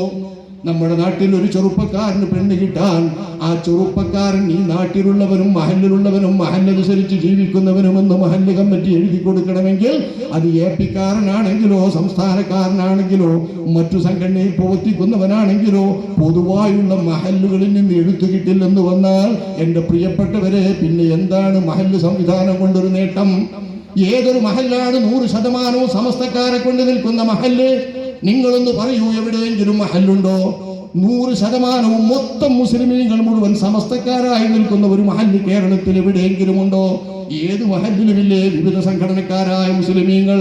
അത്തരം മഹല്ലുകളിൽ നിന്ന് മഹല്ലിന്റെ പേരിൽ കിട്ടുന്ന ആനുകൂല്യങ്ങൾ കിട്ടാൻ മദ്രസയിൽ പഠിപ്പിക്കുന്ന അധ്യാപകൻ എന്ന നിലക്കുള്ള ക്ഷേമനിധിയിലെ വല്ലതും കിട്ടാൻ, അയാൾക്ക് അധ്യാപകൻ എന്ന നിലക്കുള്ള അയാളുടെ സേവനത്തിന്റെ വർഷങ്ങൾ രേഖപ്പെടുത്തുന്ന റിക്കാർഡ് കിട്ടാൻ, അയാൾ പ്രവർത്തിക്കുന്ന മദ്രസ ഉൾക്കൊള്ളുന്ന റേഞ്ചിൽ അംഗത്വം കിട്ടാൻ, അയാൾക്ക് ഏതെങ്കിലും തരത്തിൽ അയാൾ പഠിപ്പിക്കുന്ന ക്ലാസ്സിലെ പരീക്ഷ സമസ്ത നടത്തി കൊടുക്കാൻ, ഇതിനൊക്കെ സമസ്ത അംഗീകരിക്കുന്ന, സമസ്തക്ക് വേണ്ടി മാത്രം പ്രവർത്തിക്കുന്ന, സമസ്തക്ക് വേണ്ടി മാത്രം വരിക്കാരെ ചേർത്ത് കൊടുക്കുന്ന വർക്കറായെങ്കിൽ മാത്രമേ ഇത് സാധിക്കൂ എന്ന് വാശി പിടിക്കുന്നത് എന്തൊരു തരം സംഘടനാവൽക്കരണമാണ്! ഈ സംഘടനാവൽക്കരണം മഹല്ലുകളുടെ പൊതു സ്വഭാവം ഇല്ലാതാക്കും. മഹല്ലുകൾ മുസ്ലിമീങ്ങൾക്ക് എന്ന നിലപാടില്ലാതാക്കും. ഓരോ നാടും ആ നാടിന്റെ മഹല്ല് എന്ന് പറയുന്ന പ്രത്യേകത ഇല്ലാതാക്കും. ഇത് നിങ്ങൾ പ്രത്യേകം ഓർക്കണം. AP-കാരും ഈക്കക്കാരും ഒന്നിച്ചുള്ള കമ്മിറ്റിക്കാർ നടത്തുന്ന പാങ്ങ്, ഈ പാങ്ങ് പ്രദേശത്തുള്ള മദ്രസ, ഈ പാങ്ങ് പ്രദേശത്തുള്ള പള്ളി ഈ നാട്ടുകാരുടേതാണ്. ഈ നാട്ടിലെ പള്ളിയാണ്, ഈ നാട്ടിലെ മദ്രസയാണ്. ഈ മഹല്ല് ഈ നാട്ടിലെ മുസ്ലിമീങ്ങൾക്കുള്ളതാണ്. ഈ മഹല്ലിന്റെയും മദ്രസയുടെയും എല്ലാവിധത്തിലുള്ള മുസ്ലിമീങ്ങളുടെ അവകാശങ്ങളും ഹനിക്കപ്പെടുന്ന രീതിയിൽ ഒരൊറ്റ സംഘടനയുടേതായി മാറൽ ഇപ്പം തന്നെ കഴിഞ്ഞു. നാട്ടുകൂടെ നടക്കുമ്പോൾ ഏത് പള്ളിയിലും ഏത് കൊടിയാന്ന് നമ്മൾ നോക്കിയിട്ട് വേണം പള്ളി ഏതാന്ന് തീരുമാനിക്കാൻ. നാട്ടുകാർ മൂത്രമൊഴിച്ചാൽ ഇത് AP പള്ളിയാണ്, ഇത് ഈക്കപ്പള്ളിയാ, ഇത് മറ്റേ പള്ളിയാന്ന് പറഞ്ഞിട്ടേ മൂത്രമൊഴിക്കുള്ളൂ. അതിൽ വരെ നാട്ടുകാരെ പള്ളിപ്പല്ല, മുസ്ലിമീങ്ങളുടെ പള്ളിയില്ല, അള്ളാഹുവിന്റെ പള്ളിയില്ല. ഈ ഒരവസ്ഥയിലേക്ക് കാര്യങ്ങളെത്തി ഇനി ഇതിനുപരി ഗുരുമാരുകളിലേക്ക് എത്തുന്നതിന് മുൻപ് നിയന്ത്രിച്ചില്ലെങ്കിൽ, ഇതിന് തടയിട്ടില്ലെങ്കിൽ, ആളുകൾ ഉണർന്നില്ലെങ്കിൽ പ്രശ്നമുണ്ടാകുമെന്ന് കരുതിക്കൊണ്ടും ഭയാനകമായ ഭവിഷ്യത്തുകൾ നമ്മൾ നേരിടേണ്ടി വരും എന്ന് ചിന്തിച്ചുകൊണ്ടും മാത്രമാണ് സഹോദരങ്ങളെ നമ്മളുടെ കേരള സംസ്ഥാന ജംഇയ്യത്തുൽ ഉലമ എന്ന മഹത്തായ സംഘടന ഈ 2 മാസം മഹല്ലുകൾ ശിഥിലമാകരുത് എന്ന പ്രമേയത്തിൽ ഇങ്ങനെ ഒരു പ്രചാരണം സംഘടിപ്പിക്കുവാൻ വേണ്ടി തീരുമാനിച്ചത്. അതിൻ്റെ ഭാഗമായി നടത്തപ്പെട്ട ഈ പരിപാടിയിൽ നിങ്ങളെല്ലാവരും ഇക്കാര്യം പ്രത്യേകം ഉണർന്ന് ചിന്തിച്ചുകൊണ്ട് ഇങ്ങനെ കേട്ടുകൊണ്ടിരിക്കുന്ന ഈ MSR കുമ്മസാർ എന്നൊക്കെ പറയുന്നത് നമ്മുടെ മുഅല്ലിമീങ്ങൾക്കിടയിലും നമ്മുടെ നാട്ടിലെ മദ്രസകൾക്കിടയിലും വാശിയോടുകൂടെ നടപ്പാക്കിയാൽ പ്രശ്നമുണ്ടാകും എന്ന ഒരു തിരിച്ചറിവ് നമ്മുടെ മനസ്സിലുണ്ടായാൽ മതി. ചെറുപ്പക്കാരൊക്കെ ഓർത്താൽ മതി. MSR എന്ന് കേൾക്കുമ്പോൾ തന്നെ പറയാ മനസ്സിലാക്കുക, ഇത് സമസ്ത സംഘടനവൽക്കരിക്കുന്നതിന് വേണ്ടിയിട്ട് ഒരു കുന്ത്രാണ്ടാണ്.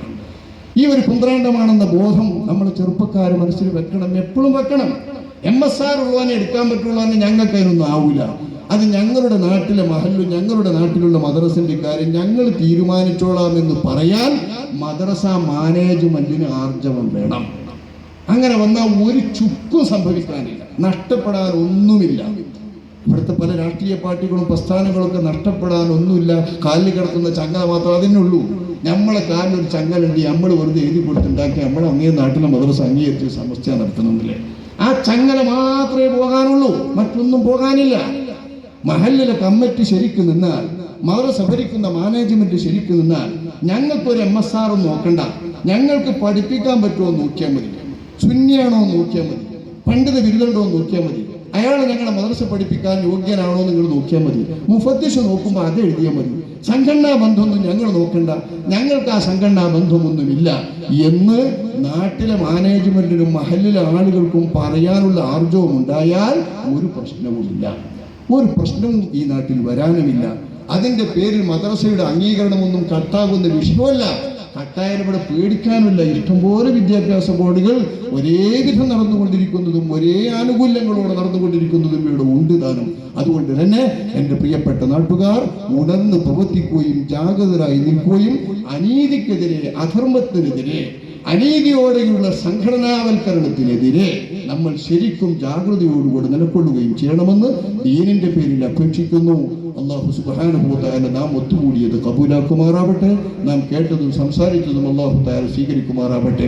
റഹ്മാനും റഹീമുമായ റബ്ബേ, ഇവിടെ മറട്ട് കിടക്കുന്ന ഞങ്ങളുടെ ഗുരുമഹത്തുക്കളുടെ ഗുരുമഹന്മാരിൽപ്പെട്ട മഹാനായ വലിയന്റെയും മഹാപണ്ഡിതരായ മൗലാന മർഹൂം പാങ്ങിൽ അഹമ്മദ് കുട്ടി മുസ്ലിയാരുടെയും ഹക്ക് ജാഹ് ബർക്കത്തുകൊണ്ട് അവരോടൊപ്പം ഈ മഹത്തായ സമസ്ത കേരള ജംഇയ്യത്തുൽ ഉലമ എന്ന പ്രസ്ഥാനത്തിന് വേണ്ടി പ്രവർത്തിച്ച, അഹോരാത്രം പ്രവർത്തിച്ച ഒരുപാട് മഹത്തുക്കളായ ഞങ്ങളുടെ ഗുരുമഹത്തുക്കളുടെ ഹക്ക് കൊണ്ട്, അവരുടെയൊക്കെ ഗുരുമഹത്തുക്കളായ വലിയ വലിയ ഇമാമുകളുടെ ഹക്ക് ബർക്കത്തുകൊണ്ട് റഹ്മാനും റഹീമുമായ റബ്ബേ, ഞങ്ങളുടെ എല്ലാ പാപങ്ങളും വിട്ടുപുറത്തു മാഫാക്കി അരുതായ്മകളെല്ലാം പിഴവുകളെല്ലാം പരിഹരിച്ച് ഞങ്ങളെ സത്യപാതയിൽ ഉറച്ചു നിൽക്കുന്നതിന് തൗഫീഖ് നൽകി നീ അനുഗ്രഹിക്കണമേ റഹ്മാനെ.